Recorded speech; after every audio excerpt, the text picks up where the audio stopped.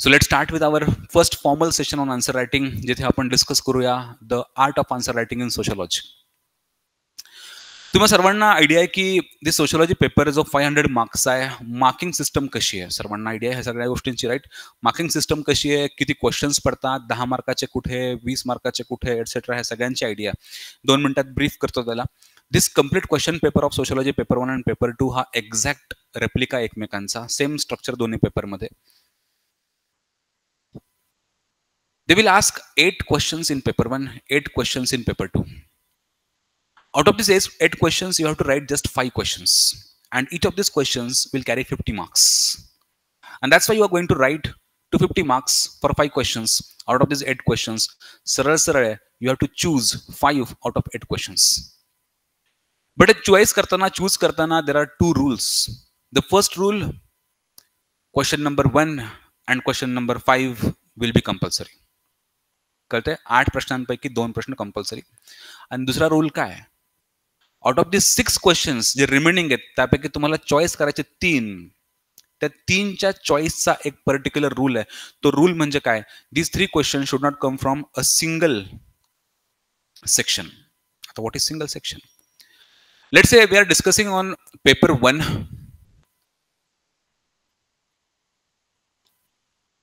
दिस paper 1 और paper 2 section 2 असतील, section A, section B, question number इथे असेल 1, 2, 3 and 4, आणि सेक्शन बी मध्ये असेल question number 5, 6, 7 and 8. This 2 questions will be compulsory. हे तुम्हाला दोन्ही प्रश्न लिहायचेत. आणि दुसरा रूल मी बोलत होतो तो रूल असा आहे की आउट ऑफ दिस 6 क्वेश्चन्स म्हणजे 2, 3, 4, 6, 7, 8 ह्यापैकी तुम्हाला 3 चॉईस करायचे आहेत. But while choosing this 3 questions ह्या एकाच सेक्शन मधले 3 प्रश्न नसावेत. Simple as that. ओके, म्हणजे काय, इकडून 1 घ्यायचा, तिकडून 2, और इकडून 2 आणि तिकडनं 1, एकाच वेळी हा सेट उचलायचा नाही. कळतं सर्वांना? कोणाला कन्फ्युजन ह्यामध्ये? क्लिअर? हा पहिला रूल. दुसरा की हे question number 1 and question number 5 ह्या दोन्ही क्वेश्चन्स मध्ये the marking system will be the same. They're going to ask 5 sub questions A, B, C, D and E, and each of these 5 questions, sub questions will carry 10 marks, and that's how the question number 1 and question number 5 will go for 50 marks each. So A हे सगळे 10 मार्कासाठी प्रश्न आहेत. असा हा 50 मार्क्सचा प्रश्न बनतो question number 1 and question number 5. But the marking system in the rest of the 6 questions, like question number 2, question number 3, question number 4, additionally 6, 7 and 8 different आहे. हे सगळ्यांची सारखी मार्किंग सिस्टम आहे, पण 1 and 5 पेक्षा डिफरंट आहे. कशी? They are going to ask 3 sub questions here. Question number A sub question, question number B, question number C, 3 sub questions. पण क्वेश्चन 1 and 5 मध्ये 5 sub questions. Again question number हा जो A आहे, question A, it will carry 20 marks, it will carry 20 marks and it will carry 10 marks, and that's how हे सगळे प्रश्न पुन्हा each of them will carry 50 marks. 2, 3, 4, 6, 7, 8. Out of these you have to choose 3. Count केला तुम्ही तर you are going to write in 250 marks, जो 250 मार्काचा complete question paper आहे. You are going to write 10 marker 13 questions totally. Count करून बघा, question 1 and 5 चे 10 आणि ह्या 3 मधले CCC. ओके, ह्या 3 मधले CCC असे 10 मार्काचे इथले 3 प्रश्न, आणि क्वेश्चन 1 अँड क्वेश्चन 5 मधले हे 5 + 5 म्हणजे 10 प्रश्न 10 मार्काचे इथले, आणि 10 मार्काचे ह्या 3 प्रश्न. असे you are going to write 13 questions, and additionally 20 markers जे आहेत, 20 markers you are going to write 6 questions. कसे? ह्या 3 पैकी इच ऑफ दिस क्वेश्चन हे जे ए बी असे 6, 20 मार्क्स. That's it, right? तर हे 2 रूल्स जे 120 and 130 मार्क्स आहेत, 130 and 120 मार्क्स, आणि इट विल कॅरी 250 मार्क्स. असा एक ब्रीफ ओव्हरव्ह्यू आहे क्वेश्चन पेपरचा. दोन्ही पेपरमध्ये हाच पॅटर्न सेम आहे. ह्या पलीकडे तुम्हाला पेजेस किती मिळतात ह्यावर मी बोलतो. For 10 marker you are going to get 2 pages, 2 blank pages. म्हणजे हा त्याचा समोरचा फ्रंट आणि हा बॅक, फ्रंट अँड बॅक, असा 10 मार्काला तुम्हाला एक पेज मिळेल. And for 20 marker you are going to get 3 pages. Not 4 नाव, 3 ओनली, 3 पेजेस. आणि ते कसे, फ्रंट, बॅक आणि पुढच्या पेजचा फ्रंट, असे 3 कम्प्लीट ब्लँक पेजेस तुम्हाला मिळणार आहेत for 20 marker. Okay. If you compare this marking system with the GS, in GS 1, 2 and 3, you have to write 3 pages for 15 marks. But in optional, you have to write 3 pages for 20 marks. म्हणून तुम्हाला एका फटक्यात कळालं असेल की इथे तुम्हाला तुमची race टाइमच्या against नाही आहे. तुम्हाला टाइम भरपूर आणि चांगला कम्फर्टेबल मिळेल. भरपूर तर मी म्हणणार नाही, पण कम्फर्टेबल टाइम तुम्हाला 3 आवर्स मध्ये मिळतो की तुम्ही हे सगळं संपू शकता. कारण तुम्हाला जाणवत आहे का की you are going to write 6 pages less than GS. 6 pages less than GS.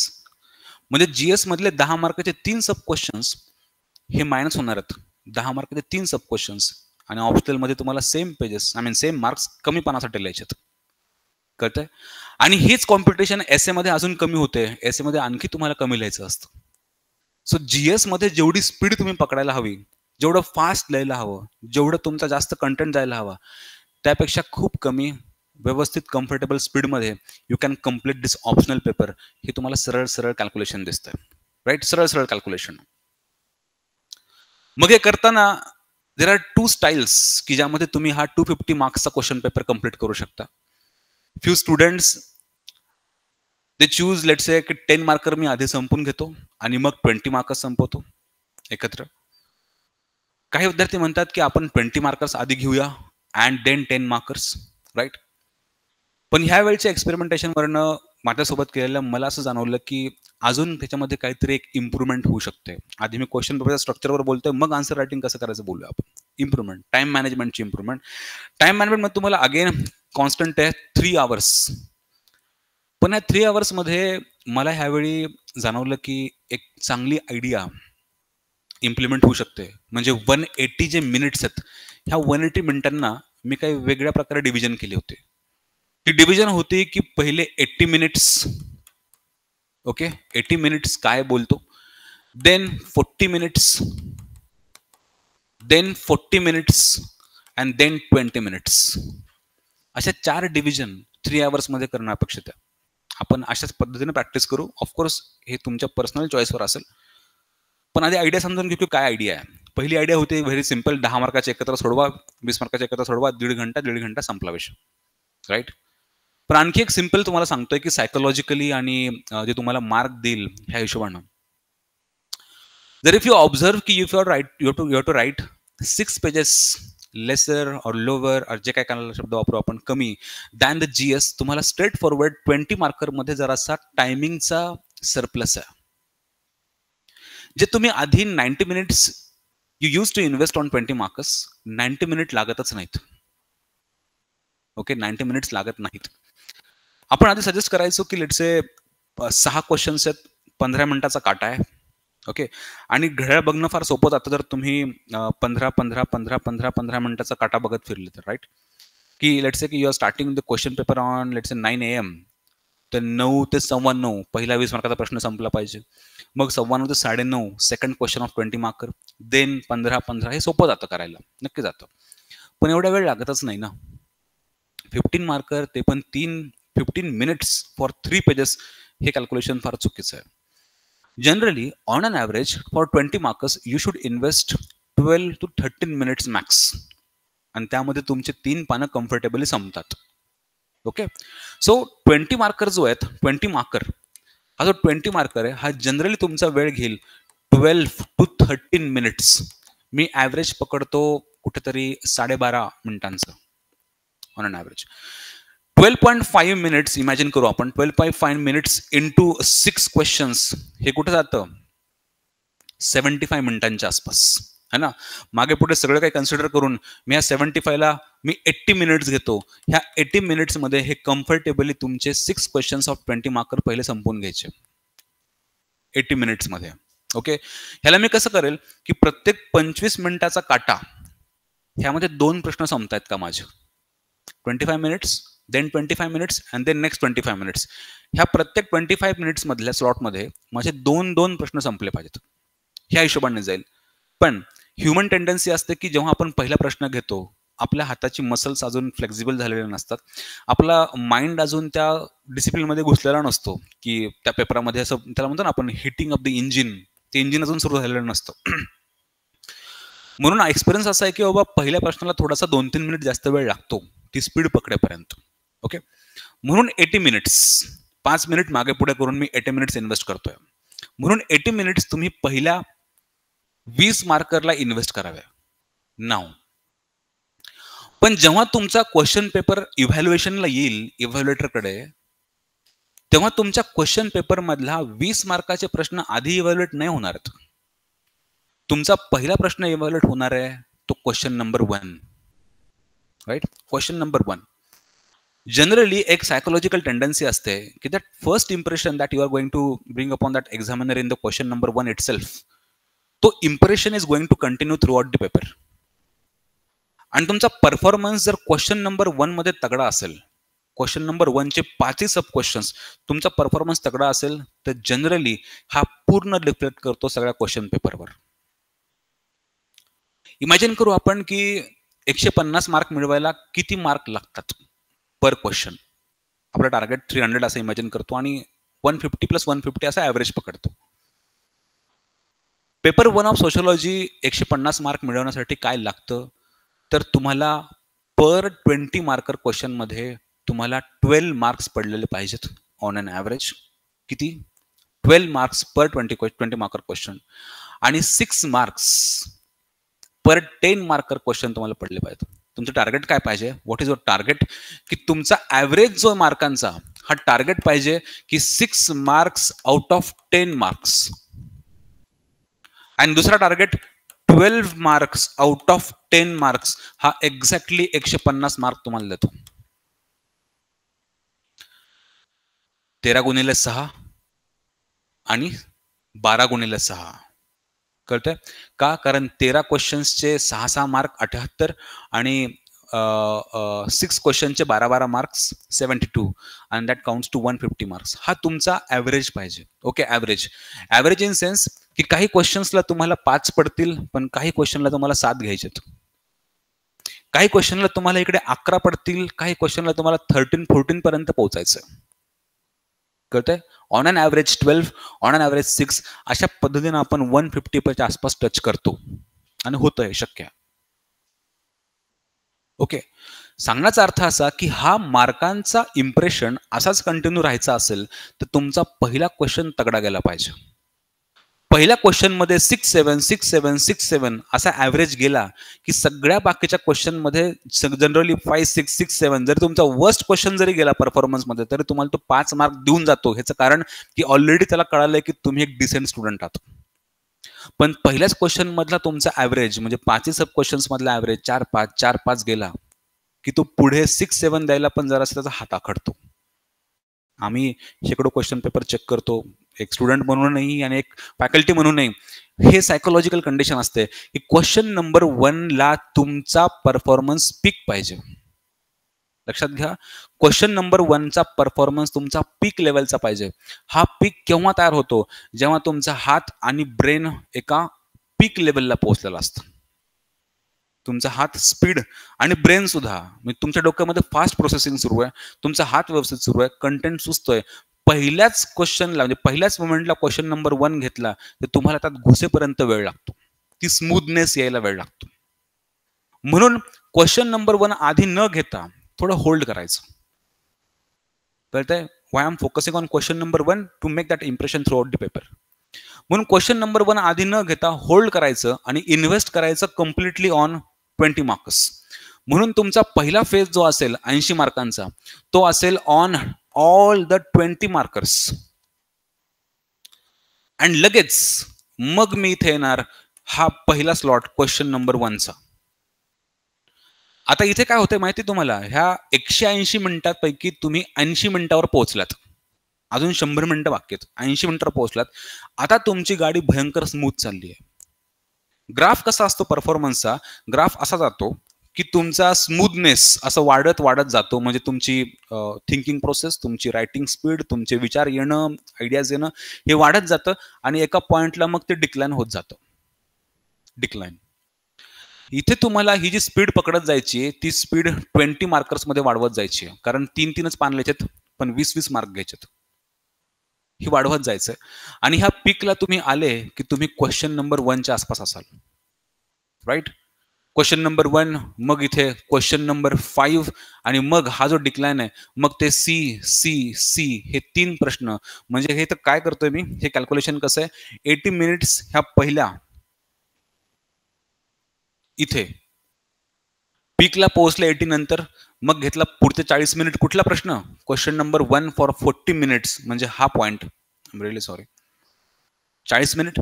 Then next 40 minutes on question number 5 and जे 20 मिनिट उरलेत ह्या 20 मिनिटामध्ये 10 मार्काचे उरलेले 3 प्रश्न. पुन्हा ॲव्हरेज 7 मार्कांचा 7 मिनिटाचा पडतो, पण शेवटी आपल्याला 5-5 मिनिटांमध्ये पण प्रश्न संपतो, कारण आपली स्पीड भयंकर वाढलेली असते, है ना, speed.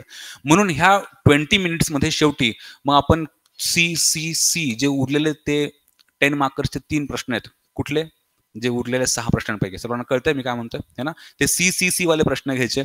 C C C question number 5, question number 1 आणि इथे 20 मार्कर. एवढंच की हा परफॉर्मन्सचा ग्राफ दाखवतोय मी.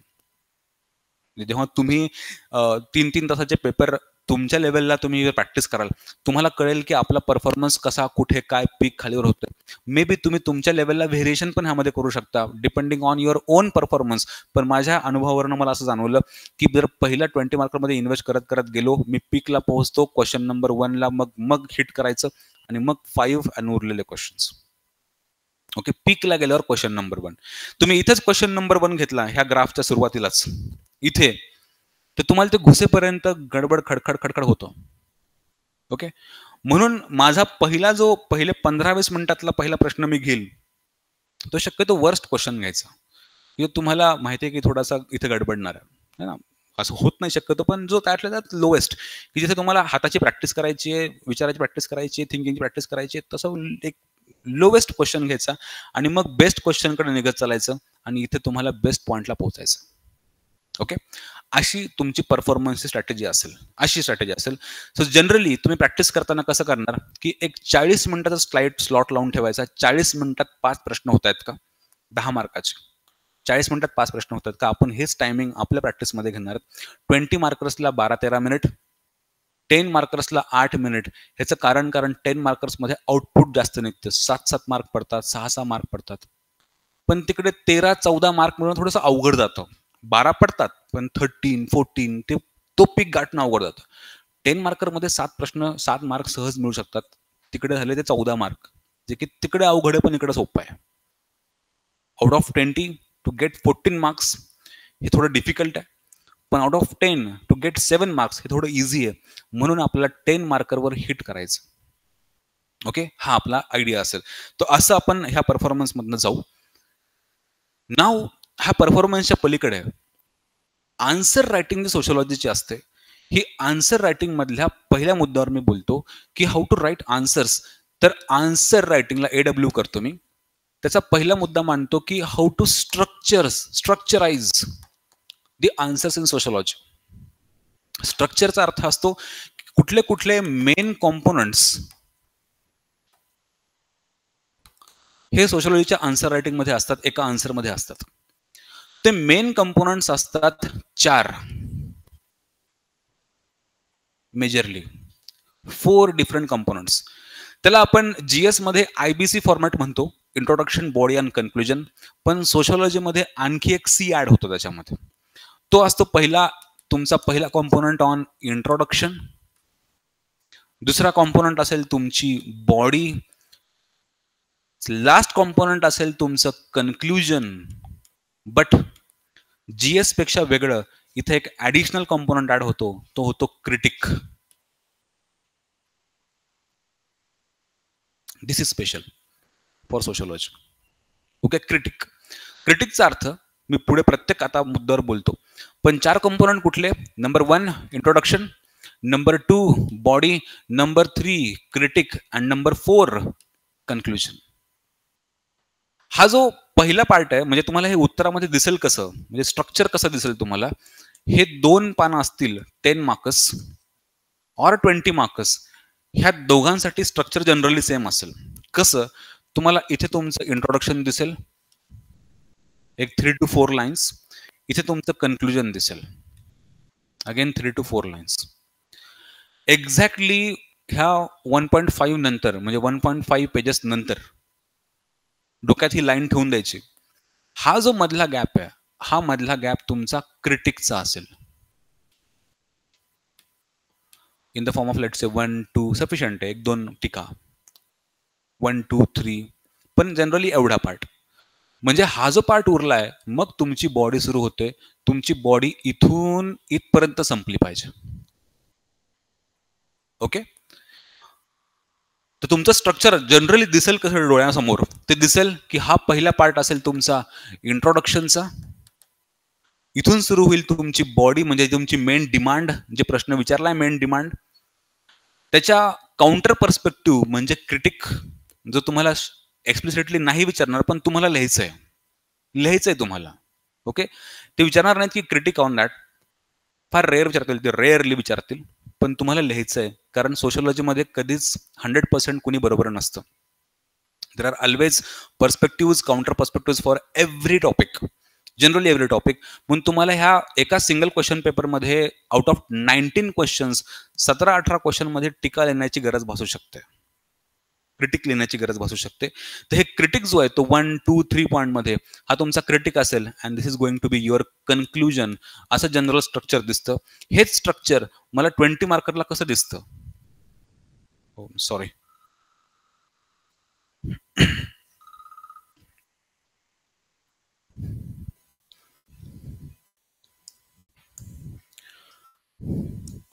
ट्वेंटी मार्करला मी 3 पेजेस डिझाईन करून बघतो.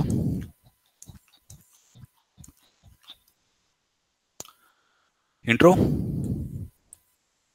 राईट, कन्क्लुजन,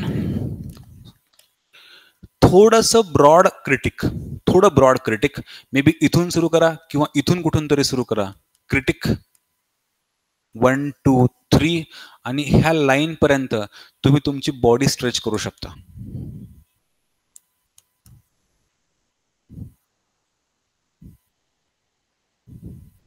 लाईक दिस. तर लास्ट पेजवर 3 1/3 पार्ट करायचे. पहिला 1/3 बॉडीचा उरलेला भाग, दुसरा 1/3 क्रिटिकवर, आणि तिसरा 1/3 तुमच्या कन्क्लुजनवर. Okay, conclusion. असं जनरली तुमचं स्ट्रक्चर दिसतं फुल लिहिल्यानंतर. This is introduction.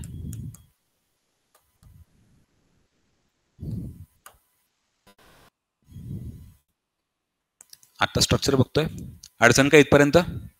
क्लिअर सर्वांना? ह्या आन्सर रायटिंग मधल्या कॉम्पोनंट्स पैकी the first component is introduction, जी एक फॉर्मल ओपनिंग असते कुठल्याही आन्सरचे. पण जीएस पेक्षा जराशे वेगळ्या स्टाईल्स मध्ये आपलं इंट्रोडक्शन करणं अपेक्षित असतं, जराशे वेगळ्या स्टाईल्स मध्ये.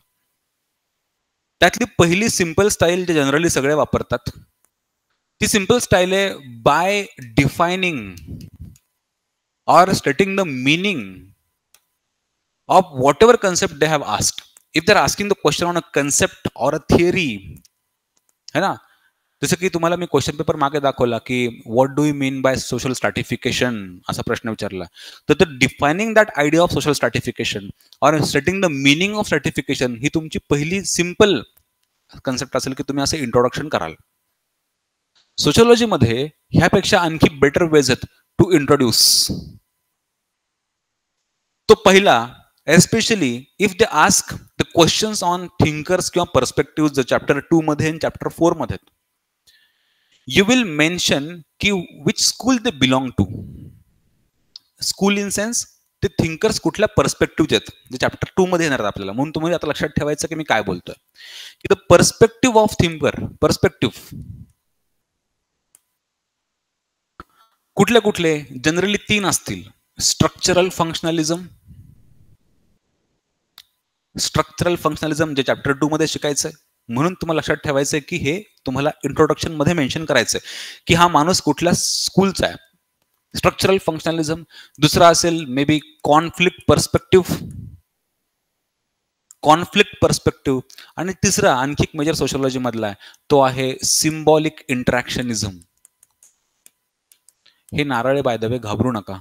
नारळाचा अर्थ असतो बाहेरून कडक आतून सॉफ्ट. मी आज एक गोष्ट तुम्हाला ओपन करतो. मी 2 क्लेम्स करतो आत्ता ऑन कॅमेरा, आणि ह्या सेशनच्या लेक्चरच्या ह्या पूर्ण प्रोग्रामच्या शेवटच्या लेक्चरला तुम्हाला हे प्रश्न विचारणार. पुन्हा रिकॉल करून मी प्रत्येक बॅचला करतो. प्रश्न पहिला, एक क्लेम माझा पहिला. क्लेम्स काय आहेत हे सगळं सांगण्याच्या आधी क्लेम असा आहे की सोशलॉजीची डिफिकल्टी चॅप्टर 2 हा पीक असतो आणि आफ्टर चॅप्टर 2 ही अब्रप्टली डिक्लाइन होते. Difficulty of sociology complete syllabus paper 1 paper 2 मधला. एकतर सोशलॉजी डिफिकल्ट नाहीच आहे. ओके, लक्षात घ्या, डिफिकल्ट नाहीच आहे. पण त्यात जर कुठला डिफिकल्ट असेल, कन्सेप्च्युअल पार्ट असेल, तर तो चॅप्टर 2 आहे. ओके, चॅप्टर 2 एकदा कळाला की सगळी सोशलॉजी अशी स्मूथ निघते, लाईक थिंकर सुद्धा. म्हणून चॅप्टर 2 आणि थिंकर्स हा टॉपिक संपला रे संपला की सोशलॉजीचा डिक्लाइन सुरू झाला. डायरेक्ट डिक्लाइन, म्हणजे खटकन ह्या पॉइंटला. म्हणजे अख्खा मी तुम्हाला ऑन कॅमेरा क्लेम करतोय, तुम्ही मागच्या विद्यार्थ्यांनाही ह्यावर बोलण्याची अपेक्षा आहे मला की तुम्ही हे विचारा सगळ्यांना, हे खरं आहे का? हे खरं आहे. ह्या पॉइंटला जेव्हा आपण पोहोचतो, एस्पेशली पेपर 2चा शेवटी, तर असे टॉपिक आहेत की तुम्हाला शिकवण्यापेक्षा तुम्हीच मला शिकवणं मला परवडतं. तुम्ही शिकवता अक्षरशः मला. इथं मी घेतो विद्यार्थ्यांना बोलून की तुम्ही ह्याला बोला म्हणून.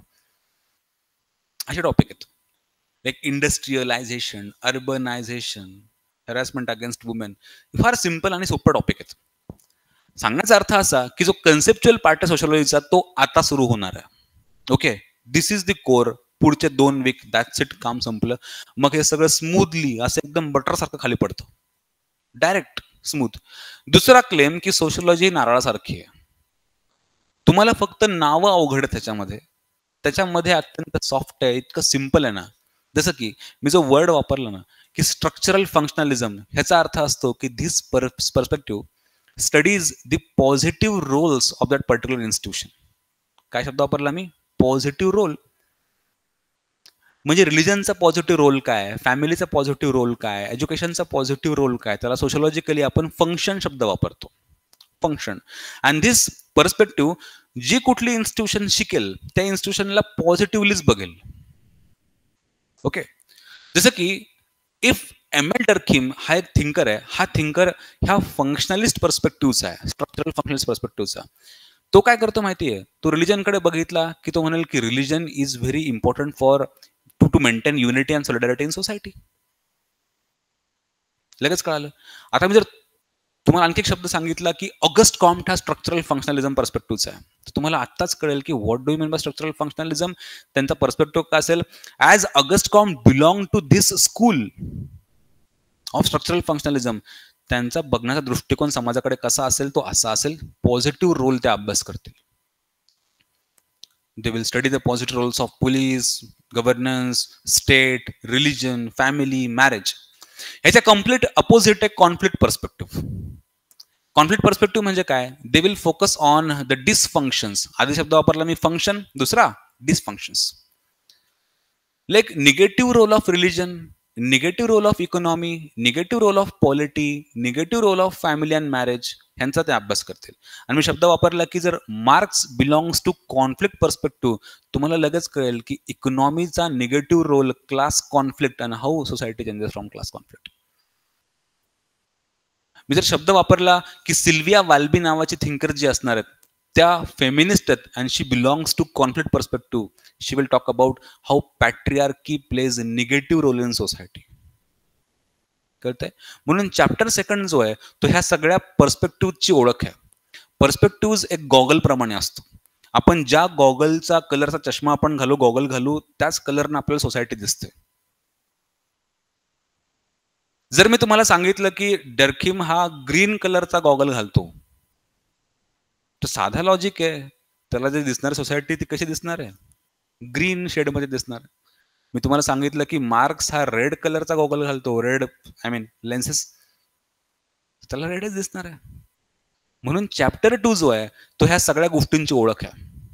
ओके, हे तुम्हाला मेन्शन करायचं इंट्रोडक्शन मध्ये की हा Marx belong to conflict perspective, Durkheim belongs to functionalist perspective, Weber belongs to non positivism. हे सगळे शब्द तुम्हाला चॅप्टर 2 मध्ये जातात. म्हणून तुमचं इंट्रोडक्शन कसं असेल की त्यांचा पर्स्पेक्टिव्ह काय हे सांगणं, कुठल्या स्कूलचे हे सांगणं. आणखी एक तुम्हाला आयडिया असेल, तुम्हाला आयडिया असंच होतो की बाबा जेव्हा थिंकरवर प्रश्न पडेल की ते कुठल्या लिटरेचरमधनं ही टॉपिक किंवा ही थिअरी घेतलेली आहे, एस्पेशली अबाउट थिंकर, की त्या थिंकरचं लिटरेचर मेन्शन करणं. जसं की बाबा Das Kapital for Karl Marx, Le Suicide for Emile Durkheim, हे पुस्तकं त्यांनी लिहिलेत. मी प्रश्न विचारला की what is the idea of Emile Durkheim on religion, तर मी इंट्रोडक्शन कसं करेल, एमेल डर्किम्स idea on or ideas on religion are reflected in his literature called as the elementary forms of religious life. हे पुस्तकामध्ये त्याने छापलंय. पण मी इंट्रोडक्शन कशाचं केलं, इंट्रोडक्शन केलं त्या लिटरेचरचं किंवा बुकचं नाव लिहून, की त्या थिंकरचं कुठलं लिटरेचर आहे त्यातनं ही कन्सेप्ट उचलली आहे. कळतंय, राईट? सो मी डायरेक्टली मेन्शन करणार की थिंकर कोण आहेत, त्यांचं नाव काय, त्यांचं पर्स्पेक्टिव्ह काय, त्यांचं लिटरेचर काय, ह्यापैकी कुठलंही एक. आणखी एक होऊ शकतं की ती कन्सेप्ट काय विचारली ह्याचं बॅकग्राऊंड सांगणं, क्वेश्चनचं बॅकग्राऊंड. एक्झाम्पल सांगतो मी. बॅकग्राऊंड, जसं मी तुम्हाला एक चॅप्टर 1 मध्येच प्रश्न विचारला की impact of French revolution on emergence of sociology, असं काहीतरी विचारलं. किंवा state the 5 intellectual forces which led to emergence of sociology. कळतंय मी प्रश्न काय विचारला, इंटेलेक्च्युअल फोर्सेस, हा सरळ सरळ प्रश्न आहे, दरवर्षी पडतो. Intellectual forces which led to emergence of sociology, मी याचं बॅकग्राऊंड काय लिहिलं किंवा हे इंटेलेक्च्युअल फोर्सेस तयार का झाले, dark age, renaissance, and that's why this intellectual forces started developing. Background लिहिणं की हे सुरू कसं झालं प्रोसेस. इंडियन अर्बनायझेशनवर प्रश्न विचारला तर इंडियन अर्बनायझेशनचं बॅकग्राऊंड लिहिल की इंडस्ट्रियल रिव्होल्युशन नंतर, कॉलनायझेशन नंतर इंडियामध्ये अर्बनायझेशन सुरू झालं आणि आता आपण पुढे बोलूया. कळतंय? सो बॅकग्राऊंड लिहिणं ही पण एक स्टाईल असते, त्याचा मागून त्याला एक लिंक तयार करून देणं की आपण कुठून हे शिकणं आवश्यक आहे, बघणं आवश्यक आहे. आणि नाव तू जे विचारलं ते मी सांगतो. इंट्रोडक्शन इज सेटिंग बॅकग्राऊंड, त्याचं लिटरेचर, त्याच्यावरचे पर्स्पेक्टिव्ह, त्याचे डेफिनेशन. आणि काही वेळा especially in chapter 2 you may start with the context or current affairs. Current affairs in sense की जे तुम्ही न्यूज ह्याच्याबद्दल वाचली आहे, तुम्हाला कळालं की ह्याने प्रश्न काय विचारला, तर तुम्हाला लेट्स से असं फार रेअर होतं सोशोलॉजीमध्ये, they don't focus on or they don't directly ask on the questions on current affairs. पण तुम्हाला असं वाटलं की ह्याला करंट अफेअर आपण अटॅच करू शकतो. जसं की लेट्स से त्यांनी प्रश्न विचारला होता की लिव्ह इन रिलेशनशिपचं इन्स्टिट्यूशनलायझेशनवर प्रश्न विचारला आहे. किंवा आता मागच्या ह्या पेपरमध्ये सस्टेनेबिलिटीवर प्रश्न विचारला आहे, जेंडर इनइक्वॅलिटीवर प्रश्न विचारला आहे, LGBTQ वर प्रश्न विचारला आहे. तर तुम्ही काय करू शकता की तो कंटेक्स्ट, राईट, कंटेक्स्ट किंवा त्याचा करंट अफेअर काय तुमच्या वाचनात गेलाय का, करंट अफेअर्स ह्यांना देखील इंट्रोडक्शन करू शकता. हे एकत्र नाही करायचं, हे वेगवेगळे आहेत सगळे आयडिया. आणि हे थ्रू आउट द पेपर वेगवेगळे आयडियाज वापरायचे, एक सिंगल आयडियावर फोकस नाही करायचं. ओके, कधी डिफाईन करायचं, कधी थिंकरचा पर्स्पेक्टिव्ह लिहायचा, कधी त्यांचं लिटरेचर मेन्शन करायचं, कधी त्यांचं बॅकग्राऊंड, त्या कन्सेप्टचं बॅकग्राऊंड मेन्शन करायचं, कधी करंट अफेअर्सची लिंक करून लिहायचं. असं करून तुम्ही हे 5-6 सबटाईप, 5 जे मेजर आहेत ते तुम्ही वेगवेगळ्या प्रश्नांमध्ये अप्लाय करू शकता. So this is how we introduce in sociology. Okay, idea सर्वांना एकदा परत बघा, नजर मारा ह्याच्यावर.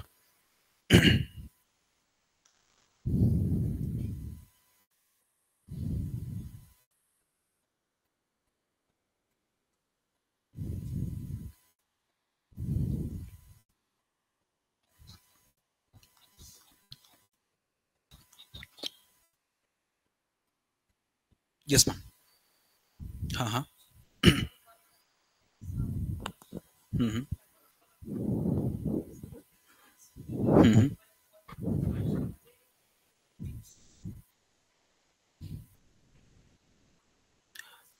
उलट खूप चांगलं केलं तर खूपच चांगलं, नक्की होऊ शकतं. ओके, होऊ शकतं, हो ना. पण तुमचा मेजर फोकस हे पहा, लक्षात घ्यायचं की first you must identify the source of the question, की ते कुठून विचारतात. If you identify the source you will get to know की हा टॉपिक आहे the emergence of sociology because of modernity in Europe. Okay, Europe हा नसेल तरी 70 to 80% it should be focused on Europe, कारण तो सिलेबसच आहे, पेपर सिलेबसच तो आपला, राईट. एक्झॅक्ट म्हणून आपल्याला डायरेक्टली माहिती आहे की हा पेपर ह्या टॉपिक मधनं पडलाय, तर emergence of sociology because of modernity in Europe हा टॉपिक जर असेल तर मग युरोप मेन्शन करावं लागेल. But as they have not explicitly mention Europe there, you may add couple of points regarding India also. Okay, पण इथं चॅलेंज कशी माहिती आहे, topic is how renaissance led to emergence of sociology as a discipline. जी discipline तयार झाली ती युरोपमध्येच झाली ना. इंडियामध्ये रेनेसा तर युरोपच्याही आधी झालेला आहे आपल्याकडे खरं बघायला गेलं तर. Like Bhakti movement, Sufi movement, Samrat Ashoka, his policies of Dhamma, Jainism and Buddhism, हे सगळं रेनेसाच आहे. युरोपच्या बऱ्याच आधी आपल्याकडे रेनेसा झालाय. पण that Renaissance did not impact in what emergence of sociology. म्हणून कंटेक्स्ट काय आहे, सोशलॉजीचा इमर्जन्स ती कुठे तयार झाली, युरोपमध्ये झाली, म्हणून तिथला रेनेसा लिहा. ॲडिशनली मग तुम्ही काय मेन्शन करणार तिथे, किंवा let's say the forces of Renaissance and Enlightenment also emerged in India that led to the emergence of Indian sociology. In the name of G.S. Ghure, M.N. Srinivas, जे आपला paper 2 चा syllabus आहे आपण paper 1 मध्ये टाकला. ही मजा आहे interlink करण्याची, ही मजा अंडरस्टँडिंगची. आपल्याला टाकायचंच आहे ना आपल्याला पॉईंट की इंडियन कंटेक्स्टमध्ये, तर आपण असं टाकू की हा युरोपमधली सोशलॉजी युरोपियन एनलायटनमेंटमुळे झाली, इंडियन सोशलॉजीमध्ये ह्यांचा रोल आहे बिकॉज ऑफ इंडियन एनलायटनमेंट झालं. ओके, हे होऊ शकतं. पण सिलेबसला टच मध्ये राहायचं की हा इथून प्रश्न पडलाय, म्हणून तो सोर्स तिथं घ्यायचा, तो कंटेंट तिथं घ्यायचा.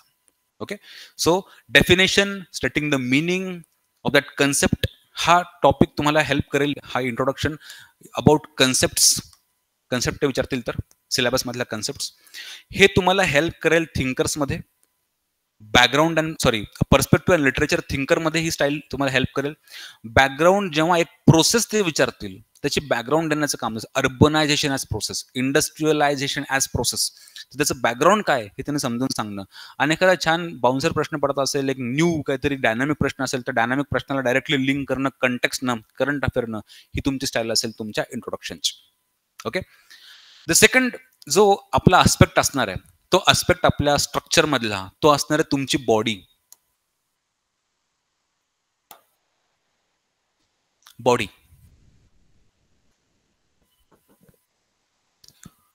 बॉडीमध्ये एकच ट्रिक आहे, एक्झॅक्ट जी डिमांड विचारली ती डिमांड लिहिणं. तुम्ही पहिला इथे एक हायलाइट वर्ड इथे यूज करेल, काय की काय मस्ट इथे addressing the exact demand of the question. काय विचारलंय ते लिहिणं, काय विचारलंय ते लिहिणं. ओके, पण ती डिमांड ऍड्रेस करत असताना what you need sociology.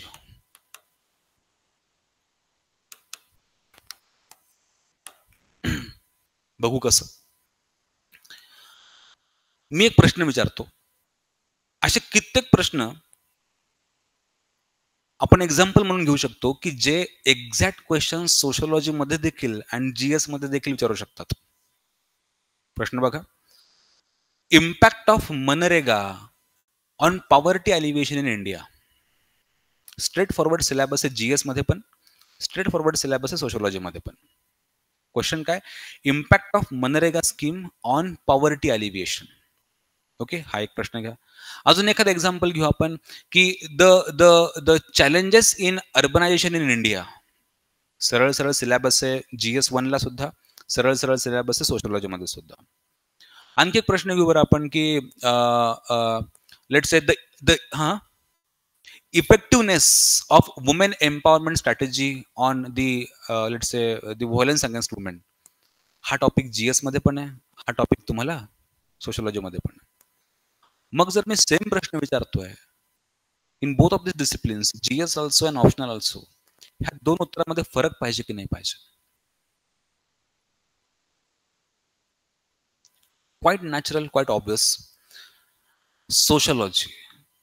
While writing that same question or the answer on the same question in GS, you are going to provide them general perspective about that. Past positive point, past negative point, nothing about thinker, perspective, sociology काही mention केलेले नाहीये. General analysis about that topic की मनरेगाची effectiveness कशी आहे. Example घेऊ आपण की बिकॉज ऑफ मनरेगा एम्प्लॉयमेंट जनरेशन झाली, जीएस मध्ये लिहिल मी. बिकॉज ऑफ मनरेगा इन्कम जनरेशन झाली, बिकॉज ऑफ मनरेगा जॉब सिक्युरिटी मिळाली, राईट टू वर्क मिळाला. हाऊएव्हर काही चॅलेंजेस आहेत लाईक करप्शन वगैरे वगैरे वगैरे वगैरे. Right, impact of what MNREGA on poverty alleviation. पण जेव्हा मी तो जीएस मध्ये लिहिल ना, हा वेगळा असेल. जेव्हा मी ऑप्शनल मध्ये लिहिल ना, तेव्हा मला सोशलॉजी ऍड करायची आहे. Rather the word I am using, जे जनरली प्रश्नामध्ये पडतात, तो आहे यूज ऑफ सोशलॉजिकल पर्स्पेक्टिव्ह. हा काय आपण बोलूया आता, सोशलॉजिकल पर्स्पेक्टिव्ह.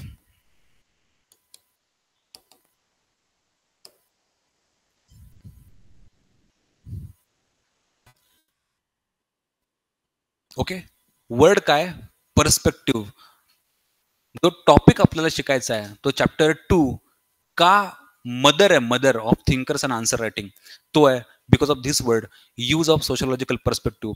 हा चॅप्टर आहे paper 2, sorry paper 1 chapter 2B, major theoretical strands in sociology. Okay, major theoretical strands in sociology, major theories कुठल्या सोशलॉजी मधल्या. ओके, मग मी काय करू शिकतो, ह्या टॉपिकची समरी मी सांगतो. ह्या टॉपिकमध्ये आपण जनरली जे मगाशी मी मेन्शन केलेले पर्स्पेक्टिव्ह आपण शिकतो, ते पर्स्पेक्टिव्ह आहेत स्ट्रक्चरल फंक्शनलिझम म्हणजे पॉझिटिव्ह आस्पेक्ट, कॉन्फ्लिक्ट पर्स्पेक्टिव्ह, आणि एक मेजर तो आहे सिम्बॉलिक इंट्रॅक्शनिझम. आता हे वर्ड्स जीएस मध्ये नसतात.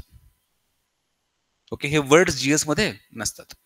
ह्या शब्दांचा उपयोग करणं, राईट, सोशलॉजिकल पर्स्पेक्टिव्ह म्हणजे काय, हे पर्स्पेक्टिव्ह सांगणं प्लस मेन्शनिंग थिंकर्स,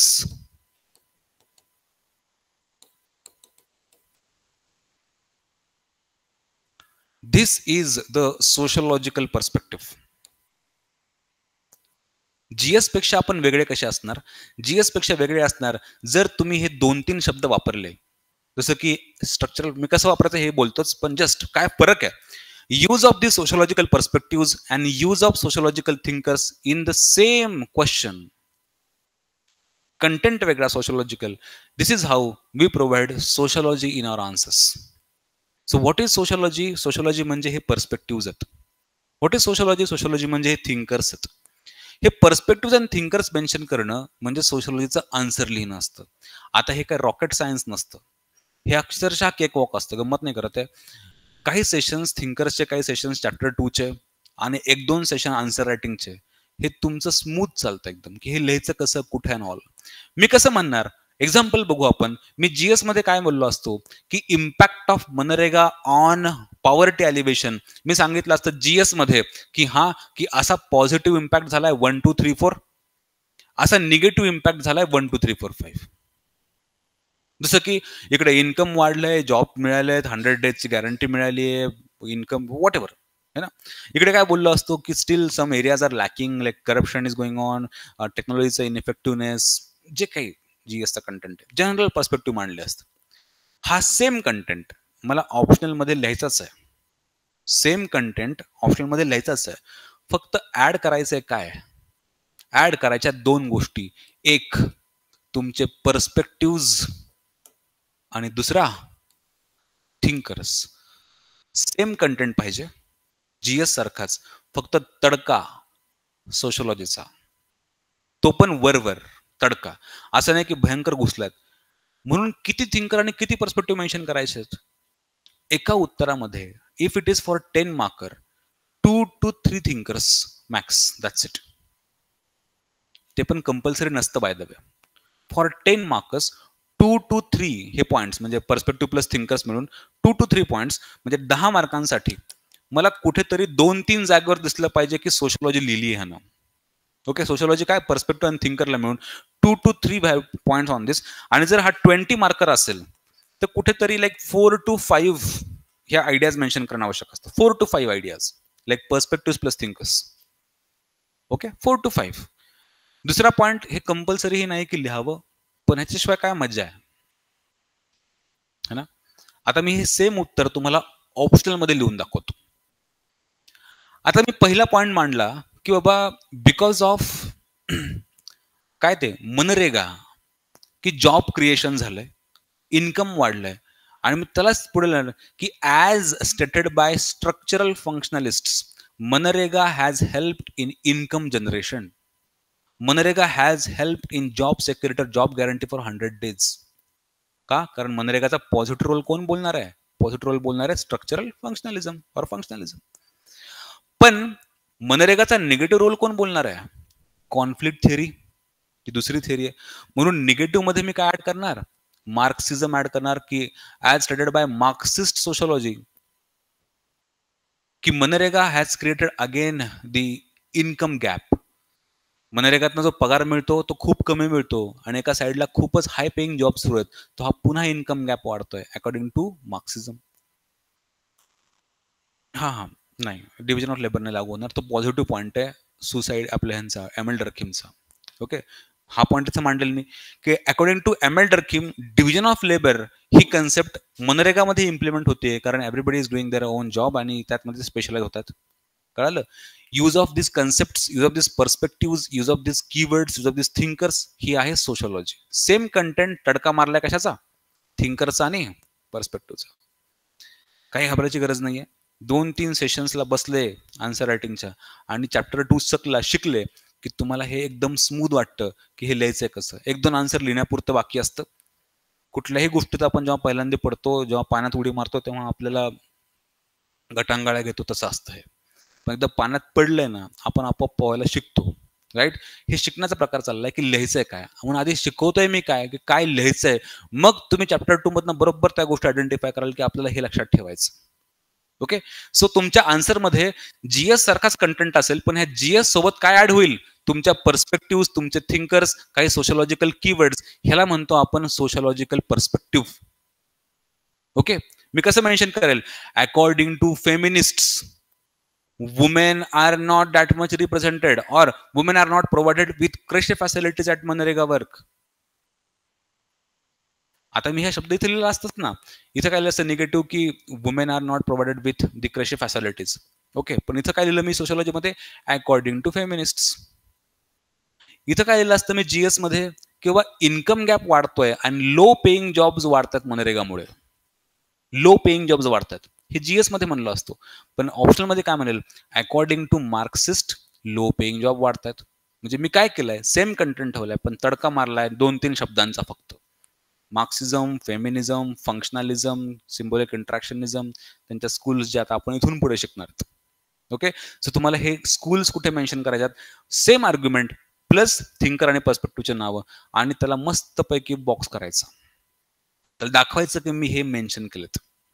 जे 2-3 थिंकर किंवा पर्स्पेक्टिव्ह तुम्ही मेन्शन केलेत, त्याला छान बॉक्स टाकून द्यायचा की हे पहा, उत्तराच्या त्या सेम लाईन मध्ये त्याला बॉक्स टाकून द्यायचा आणि त्याला कळायला पाहिजे की ही सोशोलॉजी ऍड झाली आहे. मी जरा सेम प्रश्न विचारला की एक मागे युपीएससी मध्ये प्रश्न विचारला होता सोशोलॉजीला, की discuss about various problems faced by old age people in India. आता हा प्रश्न तर जीएसचा पण आहे, हा प्रश्न सोशोलॉजीला विचारलाय, सेम कंटेंट आहे, जीएसला पण ऑप्शनलला पण. तुम्ही काय करणार तिथे? फक्त त्याच्यामध्ये मेन्शन करणार feminist perspective, functionalist perspective, interactionism perspective, 2-3 थिंकरची नावं, काम खतम. कळलं? ह्याला म्हणतो आपण सोशोलॉजी तडका. काय काय? पर्स्पेक्टिव्ह, थिंकर, ते पण किती? 2 ते 3 पॉईंट फक्त, 2 ते 3 नावं, जे पण बॉक्स करून सेम कंटेंट आहे, 2-3 नावं वापरणं for 10 marks and 4 to 5 names and perspective for 20 marks. Additionally हे कंपल्सरी का असं नाही आहे, पण वापरलं तर खूप चांगली गोष्ट. कधी कधी आपल्याकडे एवढे थिंकर होतात ना शेवटी कोर्स संपेपर्यंत, की आपल्याला सगळं तोंडपाठ होऊन जातं. अशा वेळेस तर उलट, जेव्हा तुम्हाला मोर दॅन 5 थिंकर्स माहिती, त्याच्यावर मोर दॅन 5 आयडियाज तुम्हाला माहिती की एक्स्ट्रा व्हॅल्यू ॲडिशन म्हणून, तेव्हा तर अक्षरशः आपण 2-3 थिंकरचे नाव माहीत असून टाळावे लिहिणं, त्यांची आर्ग्युमेंट लिहायची की हे मी लिहितोय म्हणून. कळतंय? इतक्या लेवलला आपण पोहोचतो. म्हणून हे पाठ करावं लागतं का? म्हणजे प्रत्येक प्रश्नामध्ये 5-5 थिंकर टाकायचे, म्हणजे 100 थिंकर टाकतोय कमी एका पेपरामध्ये? काहीही नसतं, असं रिपीट होतं सगळं. Marx Marx Marx, Weber Weber Weber, Durkheim Durkheim Durkheim, हे सगळं रिपीट होतं. ओके, हे आहे तुमचं बॉडीची आयडिया. काय लिहायचंय? काय डिमांड मीट करायची, जे विचारलं ते लिहायचंय. पण लिहिताना काय करायचंय? फक्त की ही आयडिया टाकायची, सोशोलॉजिकल पर्स्पेक्टिव्ह, थिंकर्स, त्यांचे नावं. आणि दुसरा हा झाला तुमचा फिलॉसॉफिकल आस्पेक्ट, की लिहायचंय काय आणि हाऊ टू राईट दॅट, किंवा त्याचं प्रेझेंटेशन कसं पाहिजे. प्रेझेंटेशन ह्यासाठी वेगवेगळ्या स्टाईल्स आहेत, जी एक तुमचा जनरल स्टडीज सारखा तुमच्या पॉइंट फॉर्मॅटमध्ये, दुसरा तुमचा पॅराग्राफ फॉर्मॅटमध्ये है ना. तिसरा काही डायग्राम्स किंवा फ्लो चार्ट यूज करून.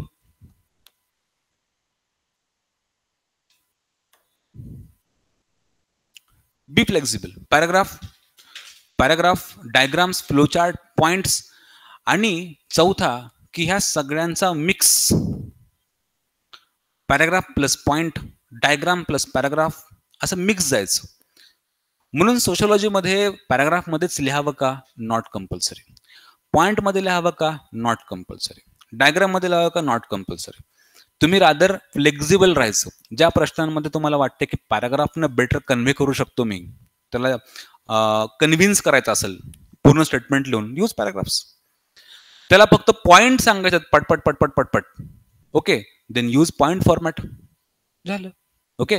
सो पॉइंट फॉर्मॅटमध्ये लिहा, पॅराग्राफमध्ये लिहा, मिक्स करून लिहा, डायग्राममध्ये लिहा, पण रेलेव्हंट तिथे आवश्यक तसं लिहा, तो फॉर्मॅट. अजून एक सजेशन की तुम्ही जर सगळे 19 questions through out the paper जर फक्त पॅराग्राफमध्ये लिहिले किंवा पॉइंटमध्ये लिहिले किंवा कशामध्ये डायग्राममध्ये लिहिले, तर हे फार बॅड इम्प्रेशन जातं. ह्याचा अर्थ की तुम्ही एक डिसाईड करून आलात आणि त्या फॉर्मॅटमध्ये लिहितायत. This is very wrong way to write the answers. काय करायचं? डायनामिक राहायचं. 2-3 क्वेश्चन पॉइंटमध्ये लिहिले, एक प्रश्न पॅराग्राफमध्ये लिहिला, मग पुन्हा पॉइंटमध्ये लिहिले, मग डायग्राम टाकली. कळतंय? असं अल्टरनेटिव्ह फॉर्ममध्ये जायचं की सगळ्यांना मिक्स करून तिथे जिथे रेलेव्हंट आहे नॅचरल जायचं, की फक्त ठरून आलेत पॅराग्राफ किंवा फक्त पॉइंट किंवा फक्त डायग्राम, असं करायचं नाही. ओके एव्हरीवन, हे सगळ्यांचं मिक्स करून लिहा. हे 2-2, 3-3 क्वेश्चन नंतर ते व्हेरिएशन दाखवायचं आलं की हा मी सगळे प्रश्न वेगवेगळ्या पद्धतीने लिहितोय, कुठे पॅराग्राफ टाकलाय, कुठे पॉइंट टाकलाय, कुठे डायग्राम टाकली आहे, हे सगळं काही वापरायचं. स्टॅटिस्टिक्स वापरणं, हे सगळं काही है ना, हे सगळं वापरायचं. So this is how you write in your body. So body is just about your demand and writing that demand from sociological perspective. काहीही रॉकेट सायन्स नाहीये. तुम्ही सगळ्यांनी प्रश्न बघितलेत, एक्झॅक्ट डायरेक्टली सिलेबसवर प्रश्न पडलेत, ॲज इट इज प्रिपरेशन करायचं आहे तुम्हाला आणि तसं उतरून यायचं आहे. हे तुमचा कंटेंटचा पार्ट, बॉडीचा पार्ट हा तिथेच कव्हर होतो. Okay, keep part please. Okay, clear है ना. ही तुमची बॉडीची डिमांड आहे. डिमांड मीट करणं आणि त्याला व्हेरिएशनच्या फॉर्ममध्ये लिहिणं. देन तिसरा जो पार्ट येतो तो तुमचा third aspect in your answer is about critic.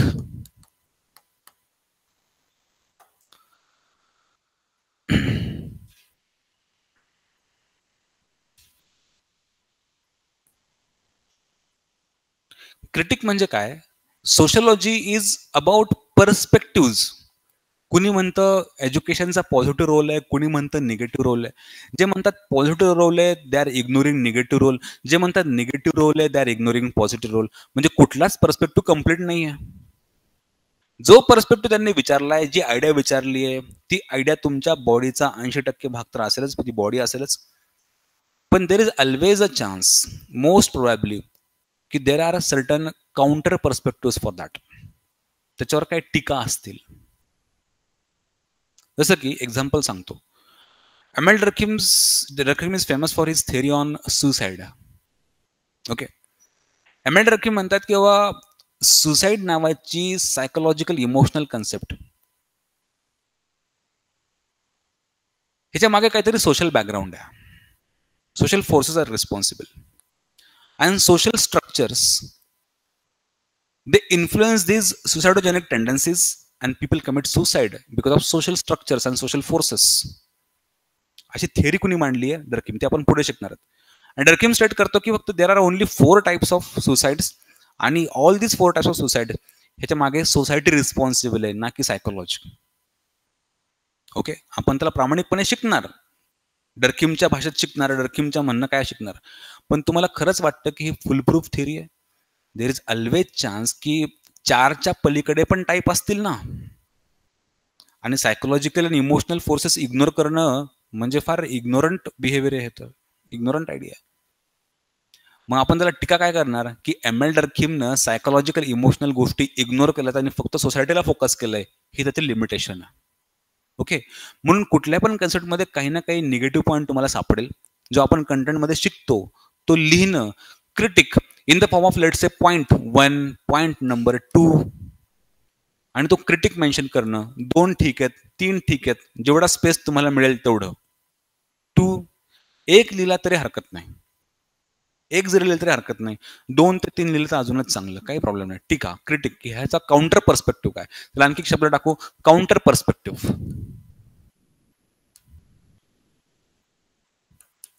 आणखी एक शब्द टाकू आपण तिथे, त्याचे वीकनेस, त्या थेअरीचे वीकनेस.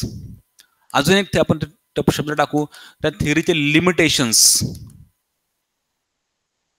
आता हे सगळे शब्द बदलून बदलून वापरायचे. प्रत्येक प्रश्नात critic critic critic box box box box असं दिसलं नाही पाहिजे. कळतंय? प्रत्येक प्रश्नामध्ये तुम्ही क्रिटिकल शब्द वापरला, त्याच्याऐवजी कधी लिमिटेशन वापरायचा, कधी शब्द वापरायचा काउंटर पर्स्पेक्टिव्ह, कधी शब्द वापरायचा वीकनेसेस. झालं. व्हेरिएशन करतोय फक्त आपण, है ना. वेगवेगळे शब्द अजून तुम्ही गुगल करा, ह्याला पर्यायी शब्द शोधा. पण सांगण्याचा अर्थ असा की दिस पार्ट हा तुमच्या क्रिटिकचा पार्ट आहे, तुमच्या आन्सरच्या स्ट्रक्चरचा हा तिसरा इम्पॉर्टंट पार्ट आहे. ओके, कळालं? अँड फोर्थ पार्ट जो तुमच्या आन्सरचा असेल, तो फोर्थ पार्ट असेल कन्क्ल्युजन.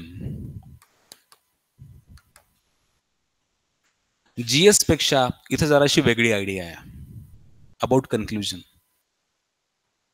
इन सोशलॉजी जनरली जी मोस्ट प्रॉपरली कन्क्ल्युजनची स्टाईल बनते ती असते stating the significance and importance of that question, that concept in sociology. Okay, मी पहिला पॉईंट मेन्शन करतो, मग तुम्हाला सांगतो की कसं. तर पहिला जो तुम्हाला फोकस करायचा कन्क्ल्युजनला तो आहे स्टेटिंग द सिग्निफिकन्स और इम्पॉर्टन्स ऑफ दॅट कन्सेप्ट और थेरी जी तुम्हाला विचारली आहे. काय सांगायचं त्याचं? Significance and importance of the theory in sociology discipline.